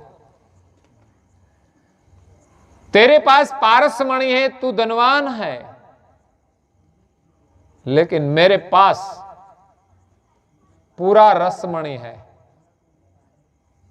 पारस मणि मतलब पारस। पारस का मतलब एक पूरा से चौथा भाग पारस कहा जाता है। क्या? पा भाग, उसको पारस कहते हैं। रस का मतलब रस। ये पूरा एक शब्द नहीं, पारस। उसका अर्थ होता है चौथा भाग। और पूरा रसमणि उससे 4 गुना ताकतवर, कीमती। मेरे पास तो पूरा रसमणि है। ओ, पहला धनवान मित्र को कहा कि उसके पास पूरा रसमणि, मेरे से भी बढ़िया। उसके मन में लालच हुई कि एक बार तो मैं उसके पास लेकर रहूंगा, मुझे दे दे तो थोड़ी देर के लिए देगा तो भी बहुत हो जाएगा। तो धनवान मित्र ने कहा कि तेरे पास जो पूरा रसमणि है मुझे 2 घंटे के लिए नहीं देगा? तो गरीब मित्र ने कहा क्यों नहीं देगा, तू मेरा मित्र है, अवश्य दूंगा, लेकिन एक शर्त है। क्या? ये मेरा पूरा रसमणि और पारसमणि दोनों साथ में नहीं रह सकते, इसलिए आपको पारसमणि छोड़ना पड़ेगा। मतलब कि पारसमणि फेंक देना, तब मैं तुझको पूरा रसमणि दूंगा। गुजराती में आखो रसमणि का है, आखो रसमणि। तो अमीर मित्र को हुआ कि मेरे पास ये पारसमणि है तो मैं इतना सुखी हूं, तो पूरा रसमणि मिल जाए तो मैं कितना सुखी हो जाऊं। तो उसने कहा मुझे चाहिए, तो पारसमणि छोड़ दो। तो दोनों मित्र गए, बड़ी खदान थी, ऊंडी गहरी, उसमें पारसमणि फेंकवा दिया। छोड़ दो उसको मेरे सामने, और फेंक दिया। अब मैं तुझे पूरा रसमणि दूंगा। वो तो घर पे ले गया अपने घर, और भगवान के मंदिर के सामने बिठाया, और उसके घर में मंजीरा था और करताल थी। तो एक अपने हाथ में लिया और जो दूसरा था वो उसको दिया कि बजाओ, थोड़ा कीर्तन करें हम। उसके कीर्तन शुरू किया। जय कैवल जय जय कैवल जय जय कैवल, जय कैवल जय जय कैवल, जय जय कैवल। हे श्वासे श्वासे सत कैवल, जय जय कैवल।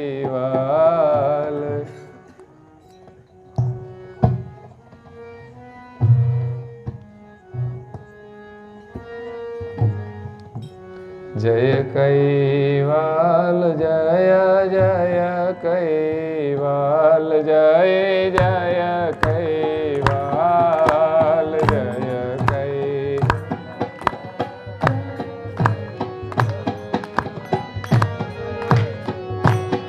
हे श्वासे श्वासे सत कैवल, जय जय कैवल।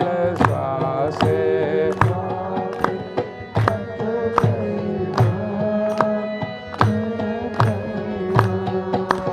पल पल समरो सत कैवल, जय जय कैवल। पल पल समरो सत कैवल, जय जय कैवल। हरता परता सत कैवल, जय जय कैवल। हरता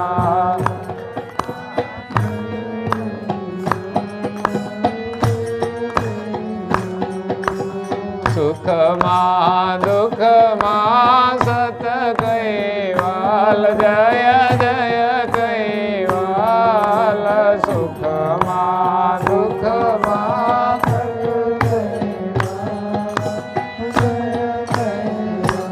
कैवल, संकट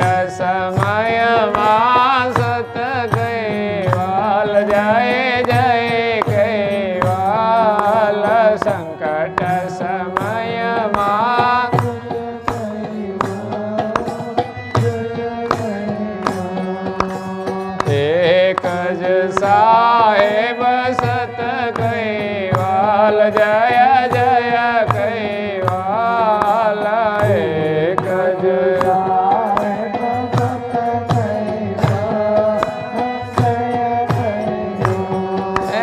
रण छोड़ रट जो सत कैवाल जय जय कैवाल रण छोड़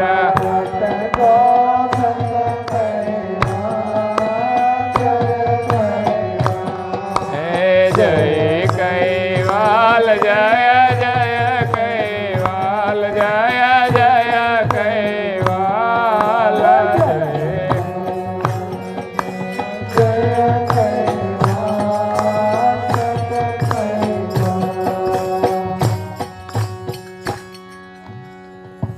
તો ધૂન હાલી તો લાંબો ટાઈમ 1 કલાક થઈ. પેલો અમીર મિત્ર હતો, વિચાર કરે કે આ ક્યારે ધૂન પૂરી કરશે ને ક્યારે મને આખો રસમણી આપશે.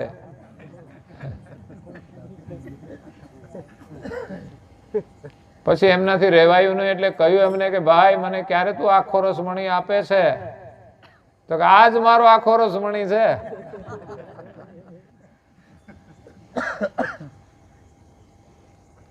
समझ में आया है? अमीर मित्र ने कहा कि कब मुझे आखो रसमणी देगा, पूरा रसमणी देगा.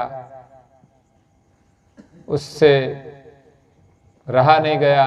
तब पूछा कि मित्र तुम मुझे कब पूरा रसमणी देगा?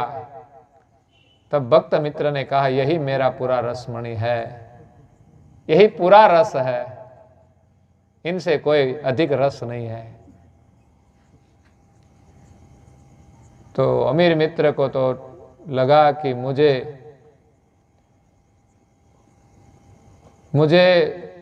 शायद कपट किया मेरे साथ और मेरा जो पारसमणि वो फेंकवा दिया और मुझे पूरा रसमणि तो देता नहीं, क्योंकि उसको रस नहीं आता. भक्त को रस आता है इसलिए वो मानता है कि ये पूरा रस है, लेकिन उसको तो रस नहीं है, उसको तो लालच है. संसार में तकलीफ यही है, लोग भक्ति करते हैं लेकिन लालच में करते हैं, इसलिए रस आता. जिसको संसार की लालच है उसको भक्ति का रस नहीं मिलेगा. जिसको भक्ति का रस चाहिए उसको कोई लालच नहीं होनी चाहिए. कोई चीज न मांगे कि भक्ति के बदले में हमें ये चाहिए वो चाहिए, तो हमें रस नहीं मिलेगा. शायद हमें कोई चीज मिल जाएगी लेकिन वो कब तक हमें सुख देगी? संसार की कोई भी चीज मिले तब आनंद आता है, लेकिन बाद में आनंद नहीं देती. कोई भी चीज हो, जब मिले तब हमें आनंद आता है, लेकिन हमें बाद में आनंद नहीं देती. वो हमारा आनंद लेकर जाती है, उदास करके जाती है. तो मित्र ने कहा मेरे साथ तूने कपट किया है, या मुझे पूरा रसमणि दे या मेरा पारसमणि लौटा. कैसे आएगा? वो तो खदान में फेंक दिया, वो तो मिलने वाला नहीं है. अमीर मित्र ने कहा कि मैं राजा के पास जाकर फरियाद करता हूं, इसने मेरे साथ कपट किया है, मेरा पारसमणि फेंकवा दिया और पूरा रसमणि तो देता नहीं. वो मित्र गया राजा के पास, फरियाद की. तो उसके सिपाही को भेजा और वो भक्त मित्र को राजा के दरबार में लाए. दोनों सामने खड़े हैं. फरियादी ने फरियाद की कि मेरा पारसमणि नहीं देता, फेंकवा दिया और मेरे साथ गद्दारी की है, कपट किया है.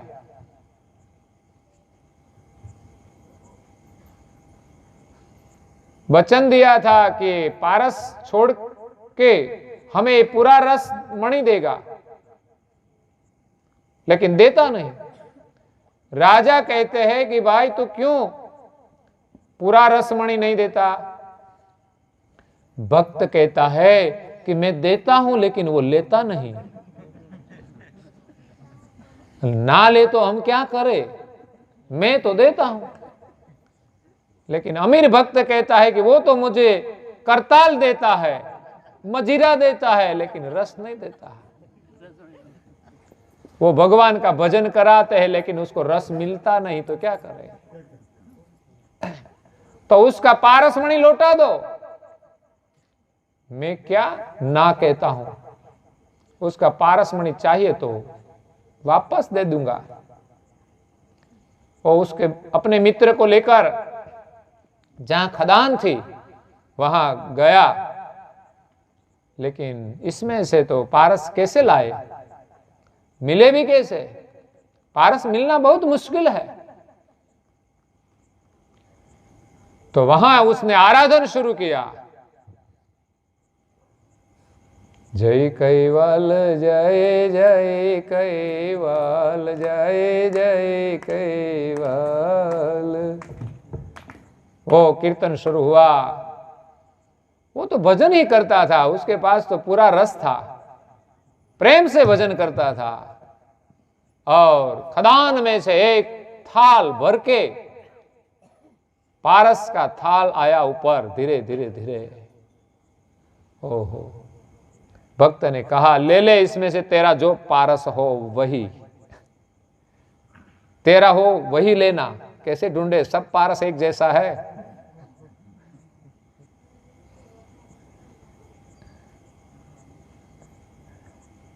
लेकिन अमीर मित्र था, उसने लगा कि उसके पास पूरा रसमणि तो है ही, मेरा तो एक ही पारस था, उसने तो पूरा थाल खदान में से बाहर निकाला। उसके पास पूरा रसमणि तो है ही। सोचिए, मेरे पास एक पारस था, उसने तो कितना पारस लाया, एक पूरा थाल भर के पारस लाया। कितनी ताकत है इसमें। शायद मेरा एक पारसमणि कोई चोरी करके ले जाएगा तो मैं तो कंगाल हो जाऊंगा, लेकिन इसके पास तो पूरा रसमणि है जो कई पारस को निकालते हैं। लालच होता है कि नहीं? अगर ये लालच जो आई तो संसार की चीजें छोड़नी पड़ेगी। हो ऐसा ही ये मिलने वाली नहीं है। कई महापुरुषों के पास ऐसी शक्तियां थी, उसका कोई बाल बाका नहीं कर सकता।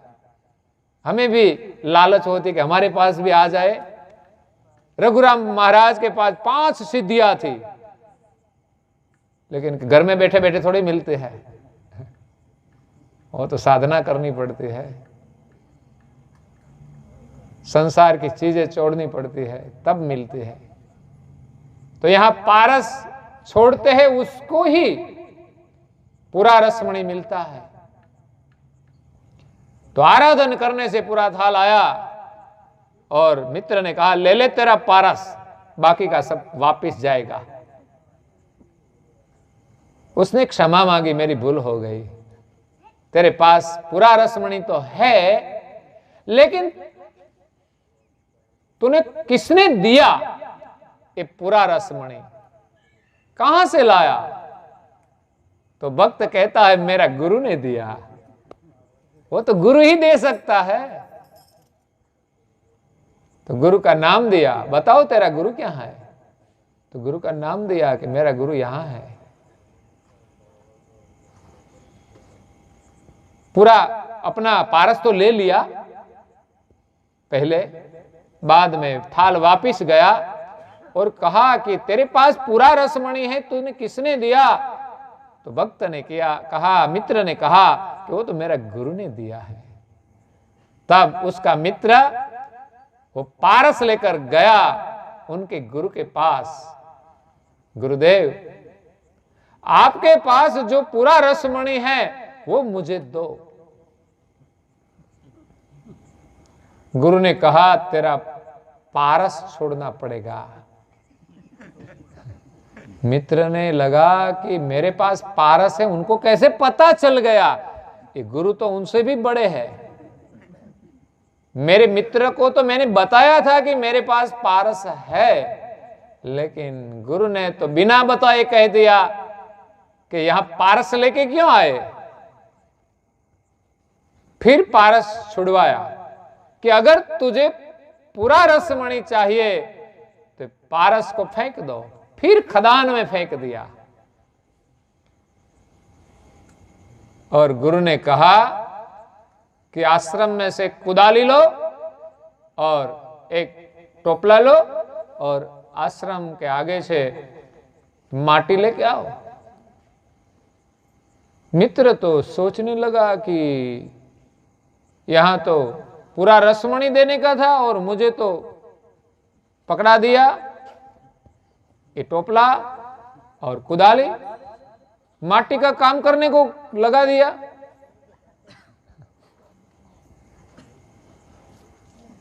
थोड़ी देर तो लगा कि यहां भी ऐसा ही होगा। वो कुदाली से आश्रम में से माटी की खुदाई करता है, जहां खुदे वहां पारस ही पारस निकलता है। सोचिए, उसका आश्चर्य का कोई पार नहीं रहा कि ये तो गुरु तो उनसे भी बड़े हैं। शिष्य ने तो एक थाल ही निकाला था, यहां तो जहां खुदाई करते हैं वहां पारस निकलता है। भगवान का भजन करते हैं ना, वो जहां जाए वहां संसार का सुख पारस की तरह मिलता है। लेकिन भगवान के सुख के आगे, उनकी भक्ति के आगे संसार का सुख जो पारस जैसा है ना, उसका कोई मूल्य नहीं है। ऐसा सुख भगवान की भक्ति से मिलता है, पूरा रस है, वहां कोई बाकी नहीं रहता सुख। शायद किसी को पैसा मिल जाए तो सब सुख नहीं मिलता। पैसा हो तो शायद गाड़ी हो, बंगला हो, सब कुछ हो, लेकिन शरीर अच्छा नहीं हो तो क्या करेगा? वो सब कुछ हो लेकिन पत्नी के साथ बनती नहीं तो क्या करेगा? वो सब कुछ अच्छा हो लेकिन पड़ोसी के साथ शत्रुता हो तो भी क्या करेगा? कुछ ना कुछ तो गड़बड़ रहती है। इसलिए पारस मिल जाए तो भी हम सुखी नहीं होने वाले। पारस से सुवर्ण मिलता है, शायद सुवर्ण का दाम पूरा न मिले तो। इसलिए संसार का सुख पारस जैसा है, सुवर्ण जैसा है। हमारे तो चिंतामणि का सुख चाहिए, जो हम चिंतन करें वो मिले। पारस मिलने से सब इच्छा ही पूरी नहीं होती। जब चिंतामणि तो ऐसे है, परम गुरु का जो सुख है वो चिंतामणि जैसा है। तो प्रेम का जो चिंतामणि है वो हमें परम गुरु की भक्ति से मिलता है। और जो हम चितवन करें वही हमें मिलता है। जब हमें चिंतामणि मिले तो हम संसार के सुख का चिंतन नहीं करेंगे, हम तो पूरा रस का ही चिंतन करेंगे, परम गुरु का स्मरण का ही चिंतन करेंगे। इसलिए नारदास जी महाराज श्री ने जो पाया है परम गुरु के शरण में से, वो हम सबको देते हैं। वो कहते हैं आपको पूरा रसमणि चाहिए। नारायणदास जी महाराज श्री कहते हैं आपको प्रेम मणि चाहिए, प्रेम रसमणि। बिना प्रेम संसार में कोई सुखी नहीं हो सकता है। किसी ने कहा है प्रेम न खेतों में उपजे, प्रेम न हाट बेकाय, राजा चाहे रंग का शिष्य दिए ले जाए। सोचिए, राजा हो या रंक, सबको प्रेम मिलता है, वो कहीं बाजार में नहीं मिलता। प्रेम न खेतों में उपजे, प्रेम की कोई खेती नहीं है ऐसी कि जो फसल की तरह हमें मिले। पैसों से नहीं मिलता, न हाट बेकाय, कोई दुकान पे नहीं मिलता। लेकिन शिष्य दिए ले जाए, हम हमारा शिष्य देंगे ने, शिष्य देने से मिलता है। मस्तक काटना पड़ेगा, काटेंगे हम। लोग, कई लोग ऐसे हैं जो तिलक करते शर्माते हैं, वो शिष्य क्या देगा? शिष्य पर तिलक ही नहीं कर सकते, वो शिष्य क्या देगा? धर्म के लिए लोग मर जाते हैं, दीवारों के अंदर चंतर करते, इसमें बंध जाते हैं। यही धर्म का गौरव होता है। शिष्य देकर जो धर्म का पालन करते हैं उसको परमात्मा की प्राप्ति होती है। शायद शरीर तो छोड़ देते हैं, मस्तक कट जाता है, लेकिन जो जीव जाता है ना वो स्वर्ग में जाता है और भगवान की जो भक्ति करते हैं उसके धाम में जाता है। और धर्म के लिए जो मरता है उसको गुरु का शरण मिलता है। कुछ भी हो जाए, कुछ भी छोड़ना पड़े, वो छोड़कर हमें गुरु का सुख पाना है। इसलिए मांगने की बात तो बाद में रही, बाजू में रही, लेकिन हमें तो सब कुछ छोड़ना पड़े तो भी हमारी तैयारी होनी चाहिए। तो शिष्य देकर हमें प्रेम मिलता है और प्रेम से प्रभु मिलता है। बिना प्रेम प्रभु की प्राप्ति नहीं होती। इसीलिए प्रेम नेम प्रीते करी, हम कुछ नियम का पालन करें। गुरु की जो आज्ञाएं है श्रद्धा से हम पालन करेंगे और विश्वास से हम उसकी भक्ति करेंगे। तो विश्वास यही होना चाहिए कि हम परम गुरु की भक्ति जो करते हैं हमें अवश्य ही परम गुरु मिलेंगे, कहीं न कहीं मिलेंगे, कभी न कभी मिलेंगे। शबरी की तरह हमें विश्वास होना चाहिए। शबरी को विश्वास था कि एक दिन राम मिलेंगे, आएंगे। वैसे हम परम गुरु में श्रद्धा रख के नियम का पालन करेंगे तो अवश्य ही एक दिन परम गुरु मिलेंगे। परम गुरु की जो आज्ञाएं है वो परम गुरु का आज्ञा स्वरूप है। पहले हमें आज्ञा के स्वरूप में मिलेगा। मैं आपके चेहरे में देखता हूं, यही परम गुरु का दर्शन है। तिलक के रूप में आप कुछ प्रार्थना करते हैं तो वही परम गुरु का दर्शन है। आप कुछ सेवा करते हैं तो वही परम गुरु का दर्शन है। आप कुछ स्मरण करते हैं वही परम गुरु का दर्शन है। आपने ये कार्यक्रम किया है वही परम गुरु का दर्शन है। या सब मिलकर प्रेम से ये सब काम किया। मैं देखता हूँ, मैं आया तब से ये सब भक्त सेवा में लगे हुए थे। सेवा प्रेम से ये सब खड़ा किया। कल भी कार्यक्रम है जो प्रेम से निर्माण किया है। छोटा सा मंदिर बनाया प्रेम से और प्रार्थना पूजा भी करते हैं, दर्शन भी करते हैं।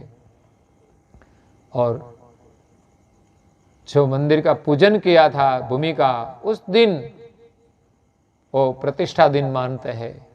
तो एक वर्ष साल हुआ तो मनाते हैं, वो भी एक प्रेम का प्रतीक है, गौरव है। मुझे गौरव हुआ कि वहाँ से आपने संदेश दिया कि हमें ये परम गुरु का पाटोत्सव मनाना है तो आप आएंगे। परम गुरु का मनाना है और हम ना आए, हम कैसे ना बोले। जब तक समय है, हमारे काम तो परम गुरु का ही सब है। और समय कम भी था, फिर भी सोचा कि आपके हृदय में जो ये भावना है परम गुरु के प्रति, तो हमें भी परम गुरु का कार्य करना ही चाहिए। इसलिए आपके प्रेम के कारण आज हम यहाँ तक आए। बहुत समय हो गया था आए थे, आज फिर आना हुआ। आपका प्रेम देखकर हमें बहुत आनंद होता है। अब प्रसंग किया एक प्रेम का प्रतीक है। और मैंने सुना भी है और देखा भी है कि आप हर साल पैदल आते हैं।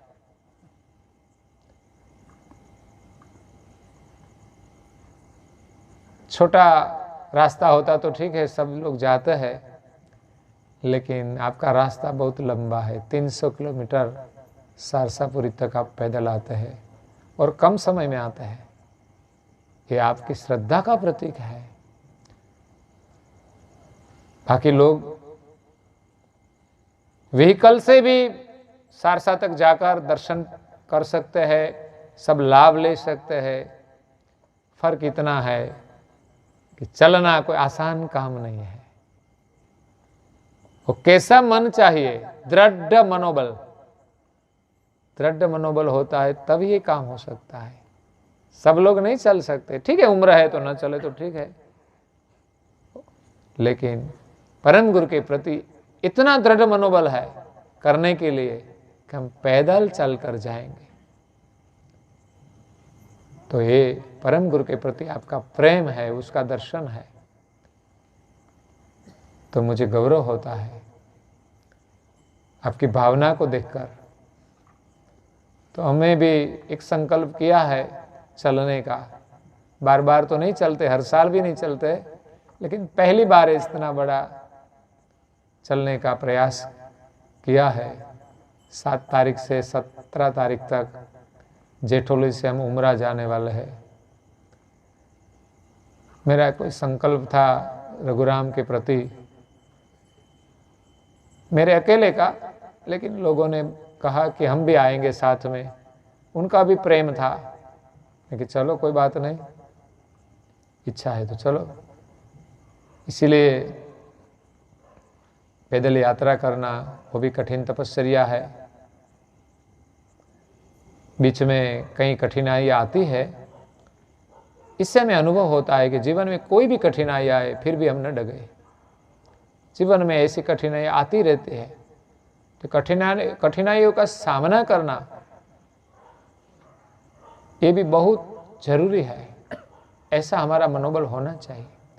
रघुराम महाराज ने 5-5 मुद्राएं सिद्ध की, ऐसे तो नहीं होती, शुरुआत में भी कठिनाई तो आई होगी, और जीवन भर वो पैदल ही चले, प्रचार किए, विचरण किया, वो पैदल ही किया था। वो समय भी ऐसा था, सब लोग पैदल चलते थे। अंतकाल में एक घोड़ी मिली थी तो सवारी की, लेकिन कोई इच्छा नहीं थी, लेकिन वो अधिकारी अंश था, ऐसा भाग्यवान अंश था, केवल धाम के अधिकारी, इसलिए उसका संयोग हुआ घोड़ी का, और वो केवल धाम गए। तो आज भक्तों की भावना देखकर मैं आपको शुभकामना देता हूँ। परम गुरु की कृपा इसी तरह आपके सब पर बनी रहे। और यहाँ तो नंदरखेड़ा से, दूर दूर गांव से भी सब आए हैं, उसको भी मैं धन्यवाद देता हूँ कि आपकी भावना है कि यहाँ कुछ कार्यक्रम छोटा मोटा है, फिर भी आप वहाँ से यहाँ तक आए। और हमारा यहाँ जो संतो विराजमान है उसको भी मैं धन्यवाद देता हूँ। वाणिया विहीर से सेवकदास है, यहाँ के हमारा तुकाराम नाम है, और हमारे यहाँ अहमदाबाद से आए हैं, क्या नाम है, हिरेन दास, और एक दूसरा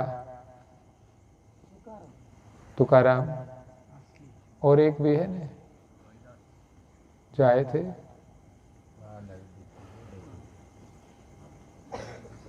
तो सबको मैं धन्यवाद देता हूँ अपनी अपनी ओर से, जो प्रयास कर रहे हैं सबके साथ मिलकर। आज बहुत आनंद आया, यहाँ आकर ही सत्संग तो करने का आनंद होता ही है, बहुत समय के बाद मिलने का आनंद। भक्तों का कई बार फोन आता रहता है, और यहाँ आने के बाद भी ये सब भक्त भी आए थे वहाँ जेठोली, और फिर भी कभी अनुकूलता हो तब आना। बार बार तो नहीं कहूँगा क्योंकि नज़दीक नहीं है, लेकिन बहुत समय के बाद आए तो भी बहुत लाभ मिलता है, एक दूसरे का प्रेम बढ़ता है आने जाने से, कोई कार्यक्रम से। तो आज परम गुरु का पाठोत्सव का निमित्त है, इस गांव में परम गुरु की कृपा से, संतों के आशीर्वाद से परम गुरु की पहचान हुई, और यहाँ के लोग परम गुरु के शरण में आए हैं जिस प्रकार। और यहाँ छोटा सा मंदिर बनवाया है, और यहाँ परम गुरु की स्थापना हुई, मतलब उसका प्रागट्य हुआ। एक प्रागट्य तो जम्बूद्वीप में 250 साल पहले हुआ, और हमने सबने इस सार्ध द्विशताब्दी महोत्सव मनाया, उसका लाभ लिया, परम गुरु को प्रार्थना की, उसका आशीर्वाद पाया। और अपने गांव में भी परम गुरु का एक प्रागट्य होता है, जो वहाँ मंदिर की स्थापना होती है। और एक परम गुरु का प्रागट्य हमारे परिवार में होता है, जहाँ मंदिर की स्थापना होती है घर में भी, वहाँ भी परम गुरु की स्थापना होती है, तो वहाँ भी प्रागट्य होता है। और अब एक बाकी है प्रागट्य हमारे दिल में। शायद मैं मानता हूं कि जब से हमें परम गुरु की दीक्षा मिली है, वो भी एक परम गुरु का प्रागट्य ही हमारे जीवन में है। और एक प्रागट्य हो जाए, साक्षात परम गुरु मिल जाए, यही हमारी प्रबल भावना बने। अगर भावना बनी तो परम गुरु प्रकट होंगे ही। अभी हमारी भावना थोड़ी कमजोर तो है ही, लेकिन जैसे अचरत बा की भावना थी, प्रेम था, वैसा प्रेम हमारा बनेगा तो परम गुरु को प्रकट होना ही पड़ेगा। तो परम गुरु को हम ऐसे अर्ज करते रहे, प्रार्थना करते रहे कि मागु प्रेम भक्ति चरण सेवा यश गावा अनुभव गति। इसी के साथ समय होता है तो यहाँ सत्संग को विराम दे और आगे कुछ कार्यक्रम आपको ठीक करना है तो आगे बढ़ाए। तो यहाँ मेरे प्रवचन को मैं विराम देता हूँ। अस्तु सत्केवल साहेब आद्य सकृत स्वराज करुणेश केवल करता की, पूज्य श्री कृष्ण स्वामी महाराज की, पूज्य श्री परम गुरु श्रीमद करुणा सागर महाराज की, पूज्य श्री नारायण दास जी महाराज की, पूज्य श्री सब कुबेराचार्य महाराज की, श्री सब संतन की, श्री सब देवन की, श्री ज्ञान संप्रदाय की, श्री गुरु गादी सरसापुरी की, श्री कैवल धाम की जय। कथा सत्संग पूर्णावती का सत केवल साहेब। 3 बार हम दर्शन करेंगे सर झुकाकर। सत केवल गोदी में खुला हाथ रख के सत केवल साहेब। केवल अंशो सत केवल साहेब बोलिए। और बगल में जो सब बैठे उसको भी हम कहिए सत केवल साहेब, सत केवल साहेब, सत